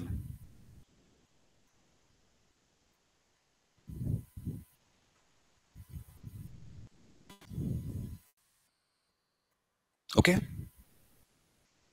आता डेमॉन्स्ट्रेट करून दाखवतो. जसं की मी क्वेश्चन घेतला, सरळ सरळ क्वेश्चन आहे की discuss the idea of suicide और theory of suicide by Emile Durkheim from sociological perspective. हा सरळ प्रश्न आहे. ह्या प्रश्नामधलं कन्क्लुजन कसं पाहिजे की ह्या थेअरी, सुसाइडची जी थेअरी आहे डर्किमची, ह्यानं सोशोलॉजीमध्ये काय कॉन्ट्रीब्यूट केलं, काय सिग्निफिकन्स याचा. सिग्निफिकन्स असा की सोशोलॉजीमध्ये एमएल डर्किमनं फर्स्ट टाइम ही फॅक्ट इस्टॅब्लिश करून दाखवली की सुसाइड सारख्या सायकोलॉजिकल इमोशनल कन्सेप्टच्या मागे सोशल फोर्सेस रिस्पॉन्सिबल असतात. What is the significance of that theory? That theory, this theory proves that की suicide like emotional psychological you can say काय म्हणतात त्याला, the concepts they are propelled by societal forces. हे त्याचं significance आहे, त्याचं महत्व आहे, है ना. ह्या सेम कन्सेप्टला आपण बघूया. ह्याचं इंट्रोडक्शन कसं केलं असतं मी? ह्याचं इंट्रोडक्शन केलं असतं की सुसाइड म्हणजे काय डिफाईन करण्यापेक्षा ही सुसाइड थेअरी सुसाइड नावाच्या बुकमधनं आली आहे एमएल डर्किमच्या, हे सांगणं महत्वाचं आहे, राईट. और मी सांगेल की बाबा ML डर्किम has scientifically studied this suicide concept in his literature called as La Suicide. Literature mention केलं, बॉडीमध्ये सगळं सांगितलं की काय सुसाइड थेअरी आहे. मग क्रिटिसाइज केलं. क्रिटिसाइज कसं केलं की few sociological thinkers they cite some weaknesses in this theory as follow. पहिली weakness, Emile Durkheim has ignored emotional and psychological forces behind suicide like tendencies. कळतंय? And second, M.L. Durkheim has generalized this concept into only 4 types. What about the other types? हे त्याचे limitations लिहिले. आणि मग conclude कसं केलं? Despite above limitations, despite above counter पर्स्पेक्टिव्स, this theory of suicide by M.L. Durkheim in sociology has proved that suicidogenic tendencies can be influenced by social forces. हे त्याचं महत्व आहे, है ना. म्हणून तुमच्या कन्क्लुजनची स्टाईल कशी पाहिजे? आता हे आपण हळूहळू आन्सर रायटिंग पुढचं पूर्ण 4 महिने हेच शिकायचं आहे आपल्याला की कसं लिहायचं. फक्त आता ओपन करतोय की काय लिहायचं असतं, काय लिहायचं आहे. दिस इज जस्ट युअर, असं म्हणू आपण त्याला की एक पहिलं इंट्रोडक्टरी सेशन आहे की आन्सर काय असतं सोशलचं, राईट. Significance and importance. दुसरं आणखी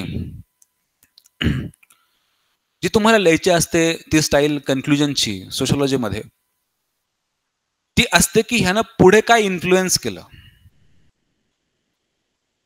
म्हणजे इट्स इन्फ्लुएन्स ऑन फ्युचर, की ह्यानं काय झालं पुढे. It's influence on the upcoming events,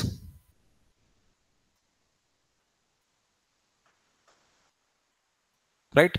जसं की मॅम तुम्ही रेनेसाचा प्रश्न विचारला मला, तर मी काय लिहिलं त्याचं कन्क्लुजन, की रेनेसाच्या कन्सेप्टनं सोशलॉजीला इमर्ज केलं, इन्फ्लुएन्स त्याचा फ्युचरवरचा, राईट. रेनेसा फ्युचरवरचा इन्फ्लुएन्स. जर त्यांनी कन्सेप्ट जराशी निगेटिव्ह विचारली, जसं की जेंडर इनइक्वॅलिटी, ओल्ड एजचे प्रॉब्लेम्स, पॉवर्टीवर प्रश्न विचारला, तर तुमचा कन्क्लुजनचा सिम्पल वे जाऊ शकतो, तो आहे स्टेटिंग सोल्युशन्स किंवा वे फॉरवर्ड, जे की जीएस सारखं आहे.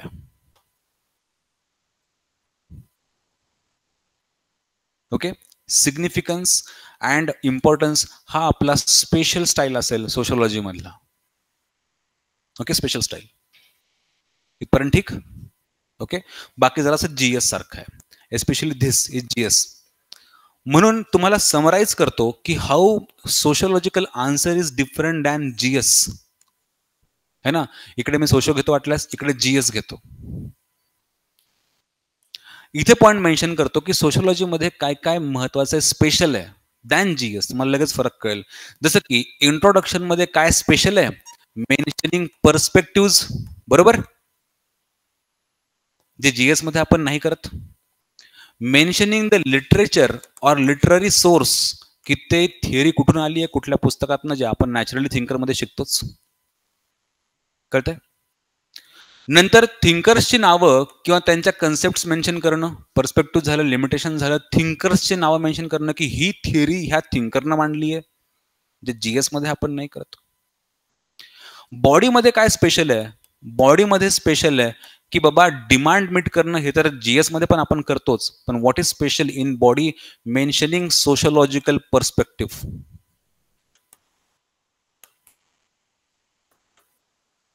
कसा, एस्पेशली दोन फॉर्म मध्ये, त्यांचे पर्स्पेक्टिव्ह मेन्शन करणं किंवा सरळ सरळ थिंकरचे नावं मेन्शन करणं, हे आपण बॉडीमध्ये करतो. ओके, बॉडीमध्ये. सो तुमचे पर्स्पेक्टिव्ह, म्हणजे हा पॉइंट इथे की त्यांचे पर्स्पेक्टिव्ह किंवा स्कूल्स अँड थिंकर्सची नावं मेन्शन करणं, हे बॉडीमध्ये खास आहे. बाकी जीएस सारखं उत्तर लिहायचंय, पण हे दोन गोष्टीचा तडका मारून. सोशोलॉजीच्या आन्सरमध्ये आणखी एक खास गोष्ट, ती जीएस मध्ये नाही, ती आहे जनरली क्रिटिक किंवा काउंटर पर्स्पेक्टिव्ह मेन्शन करणं. हे जीएस पेक्षा वेगळं आहे. अँड कन्क्लुजनच्या बाबतीमध्ये जीएस पेक्षा काय वेगळं आहे, ते वेगळं आहे की त्या कन्सेप्टचा सोशोलॉजिकल सिग्निफिकन्स और इम्पॉर्टन्स समजून सांगणं, सोशोलॉजीच्या डिसिप्लिन मध्ये काय महत्व आहे किंवा काय परिणाम झाला, हे वेगळं आहे जीएस पेक्षा.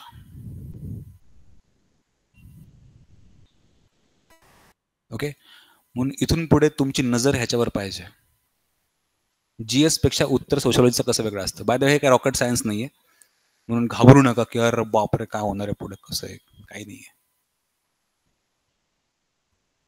काय नसतंय. ओके, हे आपोआप नॅचरली कंटेंटचा पार्ट असतो, फक्त लिहायचं कसं हा फरक असतो. सेम प्रश्न, कारण बरेचसे प्रश्न तुम्हाला जीएस सारखे वाटतात, पण जर तुम्ही जीएस सारखं उत्तर सोशोलॉजी मध्ये लिहिलं तर फटका बसतो. का, कारण तुम्ही हे मिस केलंय.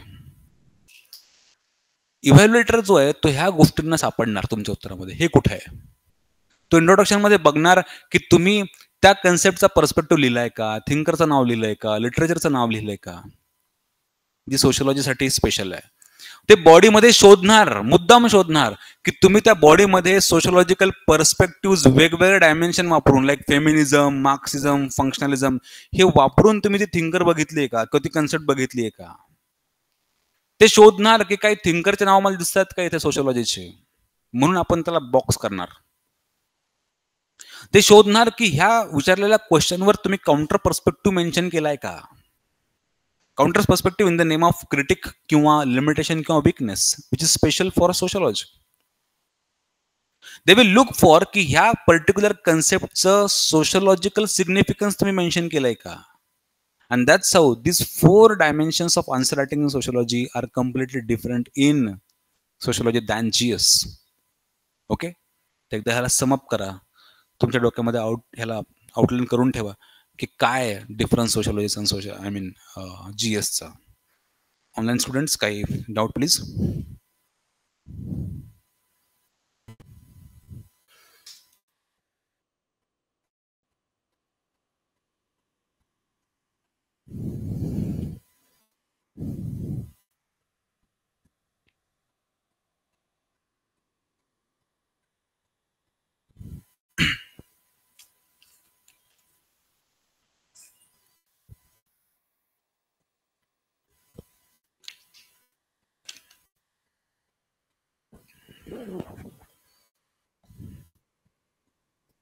Yes please.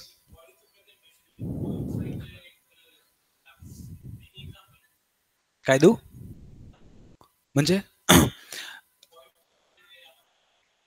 हां okay okay let's talk about that. की लेट्स से क्वेश्चन आहे की द इम्पॅक्ट ऑफ मनरेगा ऑन पॉवर्टी एलिव्हेशन. सिम्पल. तर मी काय करतोय की 10 मार्काला प्रश्न विचारलाय,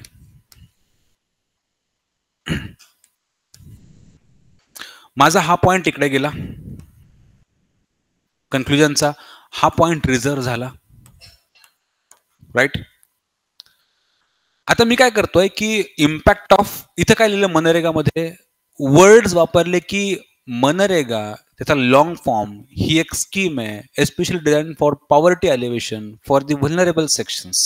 वर्ड वापरला व्हलनरेबल सेक्शन, जो सोशोलॉजिकल वर्ड आहे ना, vulnerable section of the weaker sections. मग लिहिला की इम्पॅक्ट की पॉझिटिव्ह इम्पॅक्ट ऑफ मनरेगा ऑन पॉवर्टी एलिव्हेशन. मग इथं पहिला पॉईंट मांडला, दुसरा पॉईंट मांडला, तिसरा पॉईंट मांडला, फोर्थ पॉईंट मांडला. मग पहिल्या पॉईंट मध्ये लिहिलं की मनरेगा as poverty alleviation scheme has ensured right to work for every unemployed eligible candidate or that person in the rural areas. Second point मांडला अकॉर्डिंग टू फंक्शनलिस्ट, लगेच नाव टाकून दिलं. अकॉर्डिंग जसं तुम्ही मग शब्द वापरला, according to ML Durkheim's division of labour theory this मनरेगा schemes ensure specialisation in the casual labour also. है ना, असे पॉइंट मेन्शन करत गेलो. हे जे मी वाक्य बोलतोय ते 2-2 लाईन मध्ये लिहित गेलोय. MNREGA is very influential according to let's say, पुन्हा शब्द वापरला, according to functionalist school MNREGA has been proved influential in income security in rural India. झालं, असं लिहित चालायचं पॉइंट मध्ये, राईट. आता तुम्ही बरं झाला हा प्रश्न विचारला. आता ह्या क्वेश्चन मध्ये क्रिटिक शब्द नाही यूज करणार. आपण काय करणार, इथे 4-5 पॉइंट लिहिले, इथे लिहिणार however, right. Limitations of मनरेगा. क्रिटिकच्या ऐवजी शब्द काय वापरू आपण, लिमिटेशन, जो तिचा प्रॉपर सूट होतो.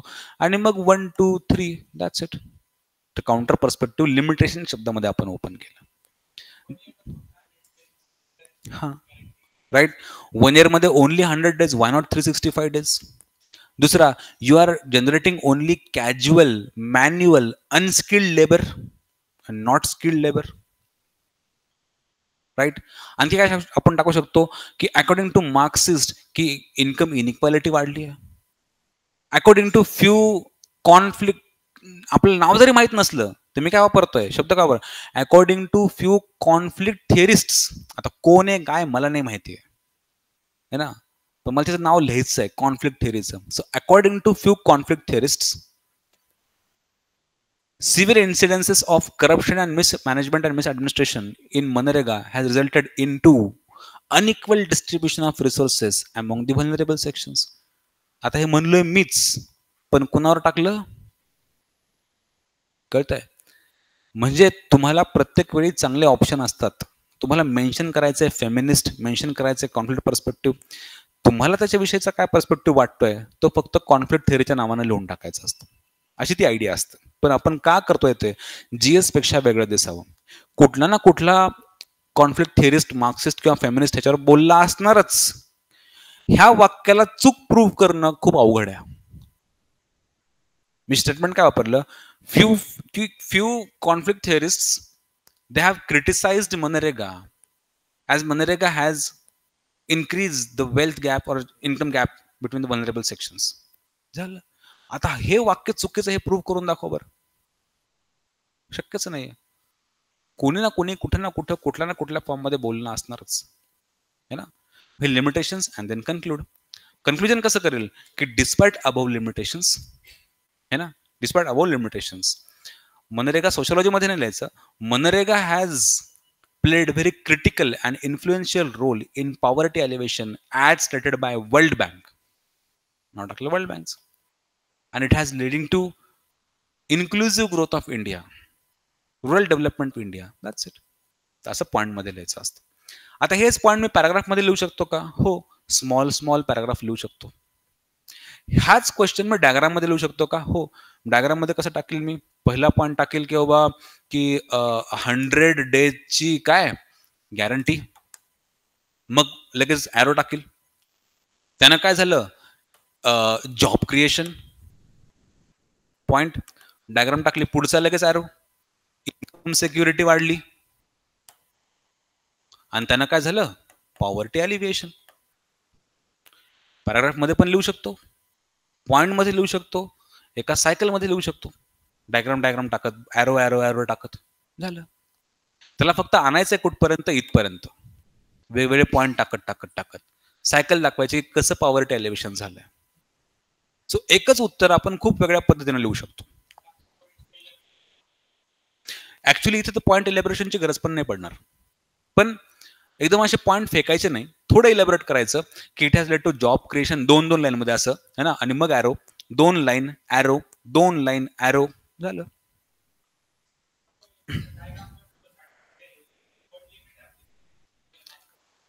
लक्षात घ्या की फक्त डायग्राम आपण सगळ्या क्वेश्चन मध्ये नाही वापरणार. आपण 4-5 प्रश्नानंतर एखाद्या प्रश्नामध्ये डायग्राम वापरणार. सगळीकडे आपण असं नाही करणार. आणि दुसरा, त्यांची वर्ड लिमिट मिनिमम इतके वर्ड्स वापरा असलेले, सॉरी मॅक्सिमम. त्यांनी शब्द काय वापरलाय? Maximum 150 words. मग तुम्ही तुमचं उत्तर 15 शब्दामध्ये जर संपवलं तर तुम्ही लिगली काही चूक नाही करत. पण जर ते 15 शब्द प्रॉपर तुमच्या आन्सरची डिमांड मीट करत असतील तर ही तुमची क्वालिटी दाखवतं की with minimum resources you can give the maximum output. एका स्टुडंटनं सेम कंटेंट 100 शब्द वापरून पॅराग्राफ मध्ये घुमून घुमून लिहिलाय आणि तुम्ही फक्त 20 वर्ड्स वापरले आणि सेम कंटेंट त्याला करून दाखवलाय. ह्याचा अर्थ की गव्हर्नमेंटनं जर तुम्हाला एक रस्ता बांधायला 100 कोटी दिलेत, तो दुसरा कॅन्डिडेट 100 कोटी रुपये वापरून तो रस्ता खर्च तो कन्सिडर करतोय, पण तुम्ही ॲज अन IAS ऑफिसर, तोच IAS ऑफिसर दुसरा, तुम्ही 20 कोटी मध्ये कम्प्लीट करतात काम. म्हणजे गव्हर्नमेंटची सेव्हिंग किती झाली? They are looking for this qualities. They are looking for this qualities की तुम्ही मिनिमम रिसोर्सेस वापरून मॅक्सिमम आउटपुट देऊ शकता का, सेम आउटपुट देऊ शकता का. And if you can do this with minimum words, तुम्ही तुमचा पण टाइम सेव्ह करतात, गव्हर्नमेंटचा पण सेव्ह करतात. पण असं नाही केलं की 4-5 वर्ड मध्ये लगेच दणकन संपून टाकायचं, असं पण नका करू. पण सांगण्याचा अर्थ असा, इम्पॉर्टन्स कशावर आहे? नंबर ऑफ वर्ड्स वर नाही, क्वालिटीवर. आणि दुसरा, त्यांनी शब्द का वापरलाय? मॅक्सिमम एवढे शब्द. म्हणजे तुम्ही 150च्या वर जर गेले तर चुकीचं आहे, 150च्या खाली कितीही लिहा ना, चुकीचं नाहीच आहे ना काही. You are not breaching the rule actually. झालं. ओके, केलं समप? राईट. अँड नाव, जो आन्सर रायटिंग मध्ये एक्सप्लिसिटली तुमच्या स्ट्रक्चर मध्ये लिहायचा नसतो एक्सप्लिसिटली, पण एक पार्ट आवश्यक असतो, तो असतो व्हॅल्यू ॲडिशनचा. ओके, जो थ्रू आउट द आन्सर तुम्हाला मेन्शन करायचा. Not like intro, body, conclusion and value addition, but value addition throughout the answer.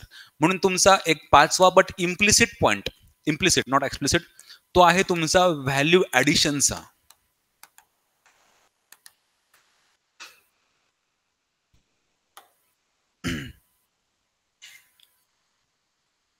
तर सोशोलॉजीमध्ये व्हॅल्यू ॲडिशन कशी असते?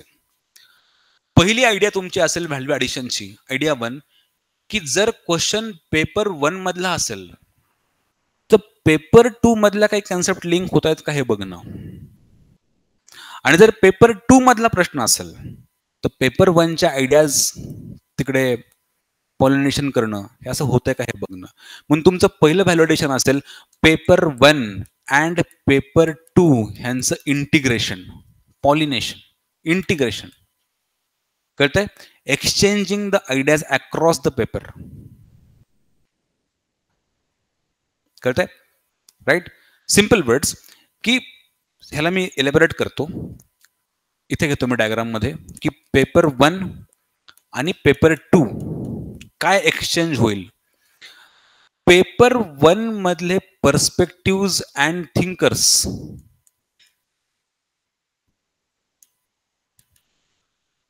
तुम्ही यूज करणार कुठे? पेपर 2 मध्ये. आणि पेपर 2 म्हणजे Indian examples and case studies. Indian examples and case studies हे कुठे वापरणार तुम्ही? पेपर 1 मध्ये. असा हायब्रिड. ओके, हा एक्सचेंज झाला पाहिजे. जर तुमचा 19 क्वेश्चन मधला 8-10 प्रश्नामध्ये जरी असा एक्सचेंज दिसला तरी खूप चांगली गोष्ट आहे. कळतंय? सो पेपर 1च्या चॅप्टर 2 आणि 4 perspective and thinkers in paper 2 and paper 2 मधले Indian examples and case studies in paper 1. जसं मी आता बोलता बोलता तुम्हाला तो प्रश्न सांगताना बोललो पण मनरेगा हा प्रश्न आहे पेपर 2 मधला. पण मी मेन्शन काय केलं? स्ट्रक्चरल फंक्शनल पर्स्पेक्टिव्ह, मार्क्सिझम, फेमिनिझम ह्यांची नावं पेपर 1 मधनं तिकडे आणून टाकलं. ओके, ही तुमची पहिली व्हॅल्युएशन असेल जी मेजर तुम्हाला फोकस ठेवायचं आहे. दुसरी जी आयडिया आहे, सेकंड आयडिया, ती आहे की मेन्शनिंग द नेम्स ऑफ जे आपण बॉडीमध्ये करणारे थिंकर पण स्पेशल लिहून ठेवतो. मेन्शनिंग द पर्स्पेक्टिव्ह हा एक व्हॅलिडेशनचा भाग आहे जो आपण करतोच. पर्स्पेक्टिव्ह ऑर थिंकर्स हे स्पेशल टू सोशॉलॉजी आहे.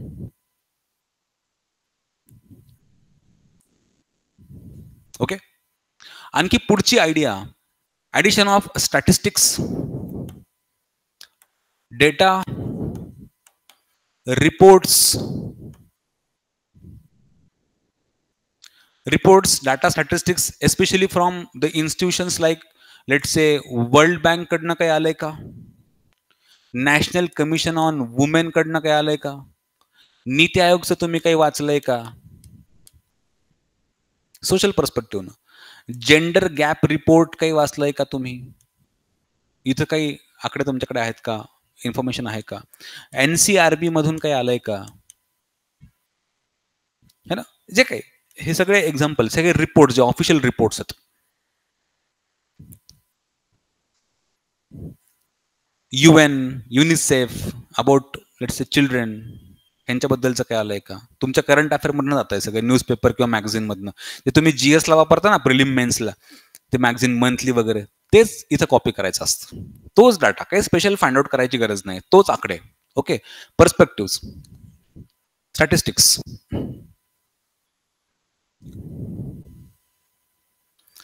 तिसरा, करंट अफेअर्स मधले एक्झाम्पल्स, फक्त एक्झाम्पल्स. करंट अफेअर्स हा फार छान पॉइंट आहे. करंट अफेअर्स त्यांचे एक्झाम्पल्स म्हणू आपण, त्याला मी शब्द वापरेल केस स्टडीज.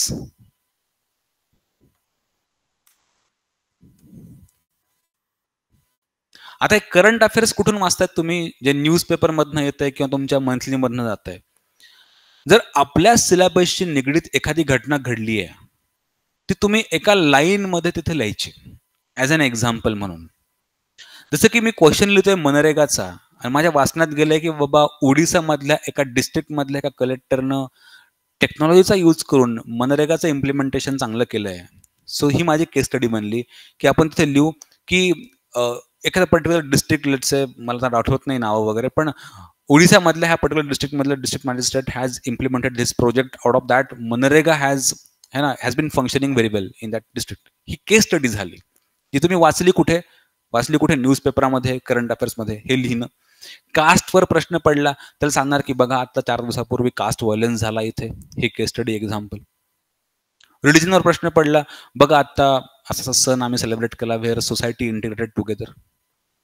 एक्झाम्पल इंडियामध्ये काय घडतंय, जगामध्ये काय घडतंय, हे जे केस स्टडीजचे एक्झाम्पल जे करंट अफेअर्समध्ये येतील, ह्याला आपण म्हणजे डोक्यात प्लॅन्स आहेत काही की वीकली करंट अफेअर कव्हर करणं. एक युट्यूबला प्रोग्राम करतोय लॉन्च आपण, जसं मला हा स्लॉट संपेल GS वाला मे बी ह्या महिन्यात ऑक्टोबरपासून पुढचं थ्रू आउट दी इयर, की वीकली एक सेशन मी घेईल युट्यूबला ओपन टू ऑल, ज्यामध्ये ह्या पूर्ण वीकमध्ये न्यूजपेपर्समध्ये असे काही करंट अफेअर्स घडलेत का की जे आपण सोशॉलॉजीच्या आन्सर्समध्ये लिहू शकतो.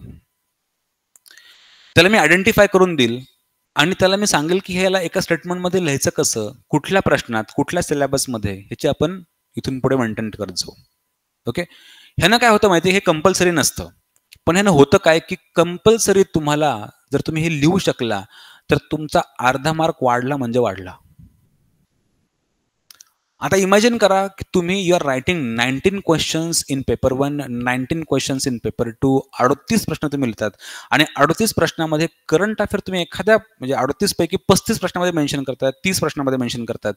30 क्वेश्चन्समध्ये तुम्ही करंट अफेअर मेन्शन केलं, जगातलं, भारतातलं, की असंच चाललंय बाबा इथे, तुमचे 15 मार्क वाढले का. मी इमॅजिन दॅट, जे तुम्ही 280 अडकले होते 300 टच करतात because of just only one single idea. म्हणून आपण एक छोटी डायरी मेन्शन करणार, मेंटेन, त्यामध्ये मोजून लेट्स 50 इव्हेंट असतील भारतामध्ये घडलेल्या, 50 एक्झाम्पल असतील वर्षभरात घडलेले, आणि त्यासमोर फक्त एका शब्दात लिहिणार की ही घटना काय आणि कुठल्या सिलेबसला लिंक होते, घटना काय सिलेबसला लिंक होते, घटना काय सिलेबस कुठे. म्हणजे उलट करणार की डर्खिमच्या डिव्हिजन ऑफ लेबर मध्ये मी कुठलं एक्झाम्पल टाकणार, डर्खिमच्या सुसाईड थेअरीमध्ये इंडियामधलं कुठलं एक्झाम्पल टाकणार, कोटाचे स्टुडंट सुसाईड टाकू का.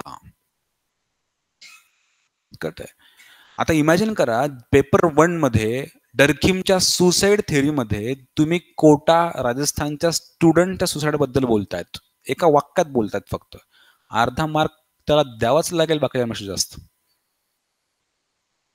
ही आयडिया जेव्हा खूप फटका बसला मला 186 आउट ऑफ 500, तेव्हाच्या आयडिया आहेत सगळ्या की कसं इम्प्रूव्ह करायचंय अर्धा एक मार्क. तर करंट अफेअर्सचा एक मेन्शन तुमचा अर्धा एक मार्क वाढवतो. आणि अशा ठिकाणी मेन्शन करायचा करंट अफेअर जिथे तो मार्क देतो.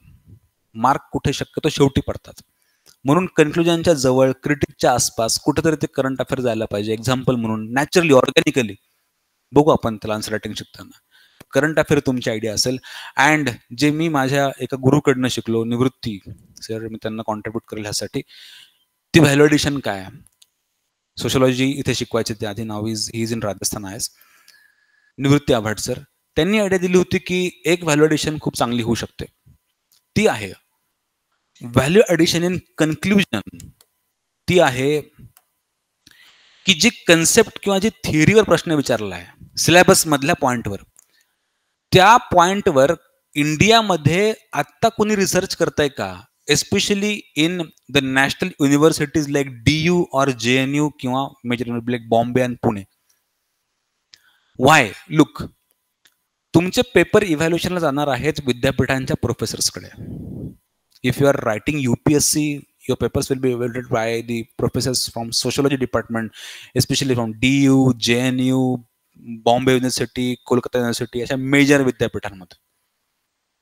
आता तुम्ही काय करताय माहितीये, तुम्ही एक साधा ChatGPT किंवा AI वापरता. त्यावेळेस तर AI नव्हतं माझ्या वेळी, तो हा रिसर्च करताना मी एक जर्नल वापरली होती इंडियन सोशॉलॉजिकल सोसायटीची, त्याच्यातनं मग टॉपिक बाहेर काढले, मग नावं लिहिले. पण तुम्हाला हे करायची अजिबात गरज नाहीये, कारण डायरेक्ट ChatGPT आलाय आता, स्ट्रेट फॉरवर्ड.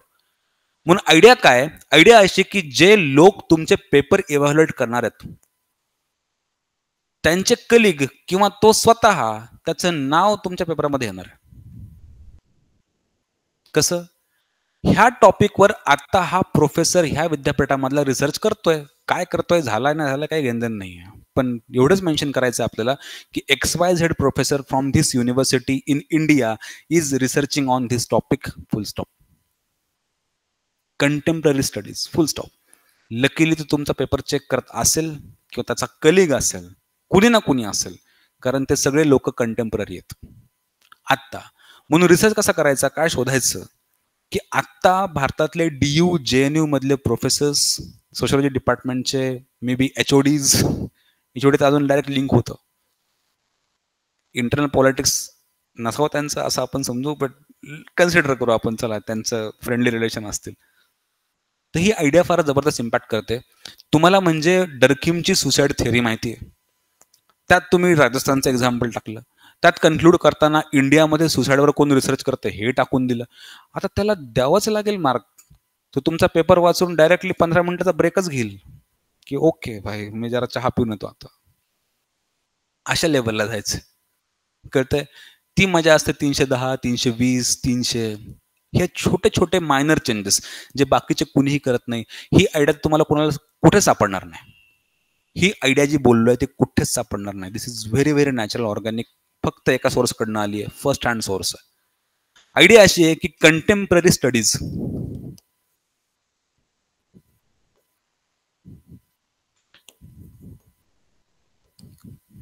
ह्या टॉपिकवर सुरू आहेत, बस फुल स्टॉप.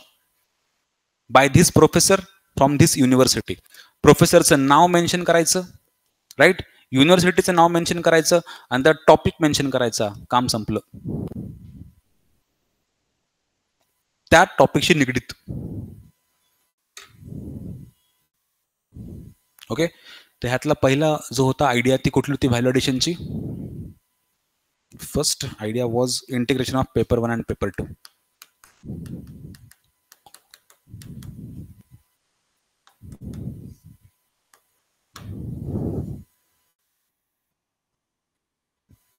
झालं. असं लिहितो आपण सोशलॉजीचा आन्सर. फरक कळाला? ओके, आता 2 मिनिटं वेळ घ्या, 5 मिनिट घ्या. थ्रू आउट द सेशन तुम्ही काय बघितलं शिकलं एकदा डोक्यात रिकॉल करून बघा.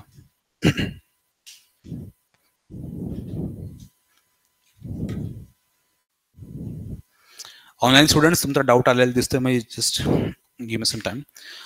इंट्रोडक्शनचा पर्स्पेक्टिव्ह पॉइंट परत सांगा. ओके, इंट्रोडक्शन मी परत सांगतो. शुभम,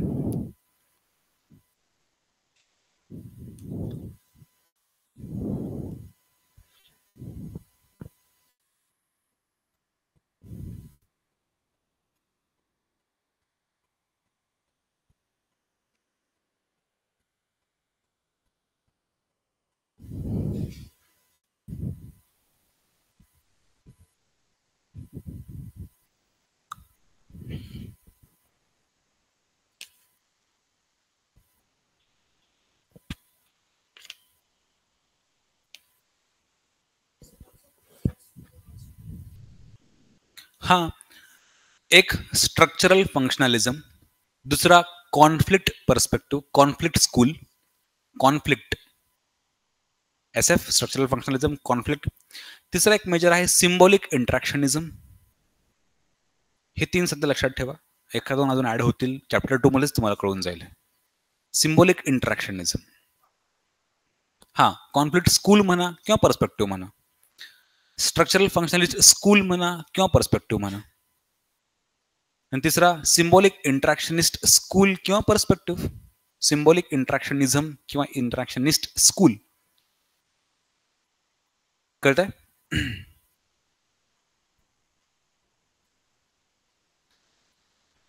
तोपर्यंत मी ऑनलाईन स्टुडंट्सला बोलतो, त्यांचे 2 डाऊट आहेत की इंट्रो आणि कन्क्लुजन त्यांना परत सांगायचं आहे. तुम्ही रिवाइज करत राहा, मी त्यांना तेवढ्या ते क्लिअर करतो.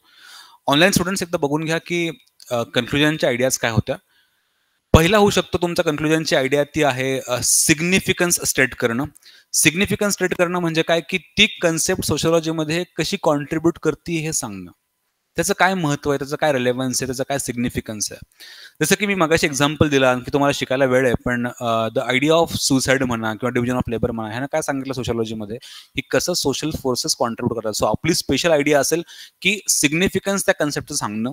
दुसरा की बाबा फ्युचरवर सोशलॉजीच्या इमर्जन्सवर त्याचा परिणाम कसा झाला, आणि बाकी जनरली की वे फॉरवर्ड की तुम्हाला ह्याच्यावर सोल्युशन्स प्रोव्हाइड करणं, पुढचा रस्ता काय असेल सांगणं. आणि ॲडिशनली व्हॉट अबाउट इंट्रोडक्शन, तर इंट्रोडक्शनमध्ये असेल पहिलं तर जर तुम्हाला कन्सेप्ट विचारली कन्सेप्ट, तर कन्सेप्टला डिफाईन करणं, मिनिंग सांगणं. किंवा आणखी एक आयडिया, जेव्हा थिंकर विचारतील थिंकर्स, तेव्हा त्यांचे पर्स्पेक्टिव्ह समजून सांगणं, कुठल्या पर्स्पेक्टिव्हचे आहेत, कुठल्या स्कूलचे आहेत, like structural functionalism, conflict, symbolic interactionism. Okay,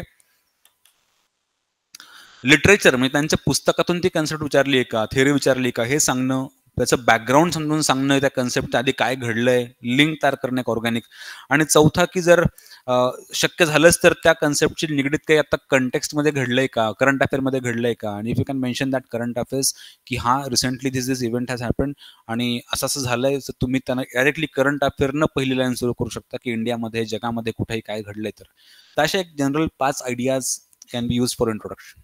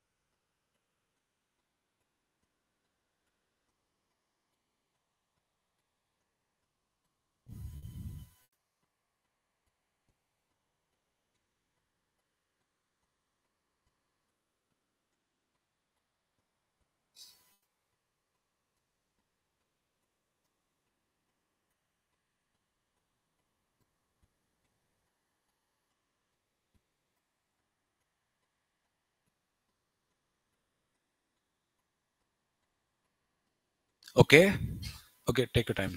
घ्या घ्या, डोंट वरी.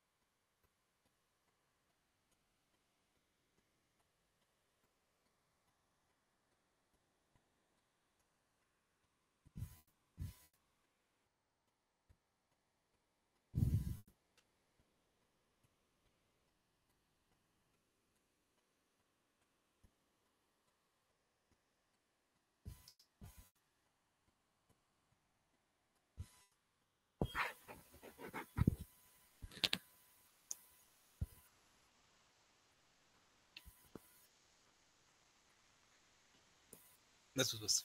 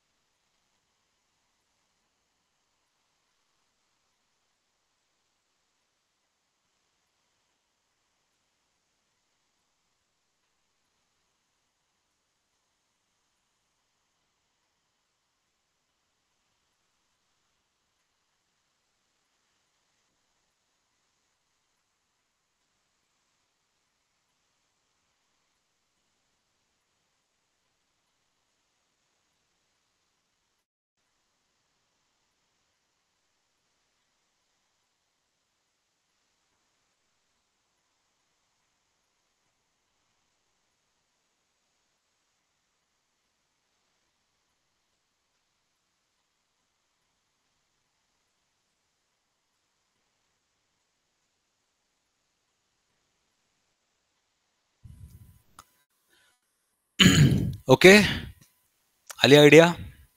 काय डाऊट अजून तरी? नक्की काही असतील काही इन्सेक्युरिटीज, भीती घाबरू नका. It's part of process. ते हळूहळू एक एक लेअर तुमचं असं चक्र उघडत चालतील तेव्हा तुम्हाला कळेल की हां, शेवटी जेव्हा है ना. So this is how we start our answer writing from today only.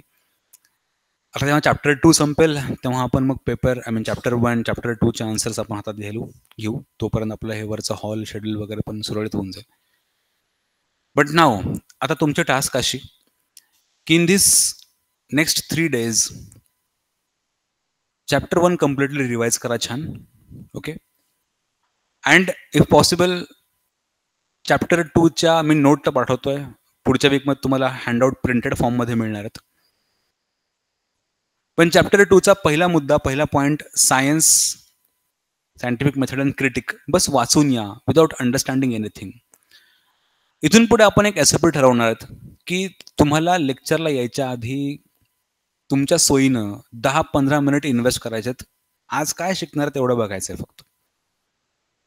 बरेचदा असं होईल की तुम्हाला काही गोष्टी नाही समजणार, विट आर कम्प्लिटली न्यू, पण ही तुमची रिस्पॉन्सिबिलिटी नाही.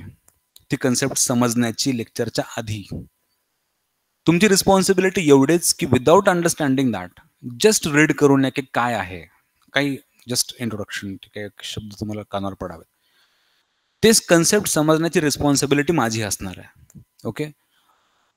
लेक्चरच्या आधी तुम्ही वाचणार, इथे येऊन शिकणार, लेक्चरहून घरी गेले की तुम्ही ते पुन्हा रिवाइज करणार, असं एक सिम्पल फॉर्ममध्ये आपण जाणार. जेव्हा लेक्चर नसतं तेव्हा तुमची नोट वाचायची फुल लेंथवाली आणि आन्सर रायटिंगच्या आधी ती रिवाइज करून यायची. ओके. सो आता तुमचा पुढचा टास्क असेल चॅप्टर 1 कम्प्लिटली वाचणं, चॅप्टर 2 चा पहिला पॉईंट वाचून येणं, मग पुढचे 3 सेशन चॅप्टर 2 आपला संपून जातो, जो most critical, most important part आहे सोशिओलॉजीचा. आणि नेक्स्ट वीकमध्ये कोणीच लेक्चर मिस करायचं नाहीये. जे कोणी 1-2 जण आज नसतीलही कदाचित, त्यांनाही जर असतील तुमचे कॉन्टॅक्ट तर नक्कीच त्यांना कळवा की चॅप्टर 2 मिस करायचं नाहीये at any cost. Okay. Thank you very much. Then see you on next Thursday with chapter 2. Thank you very much.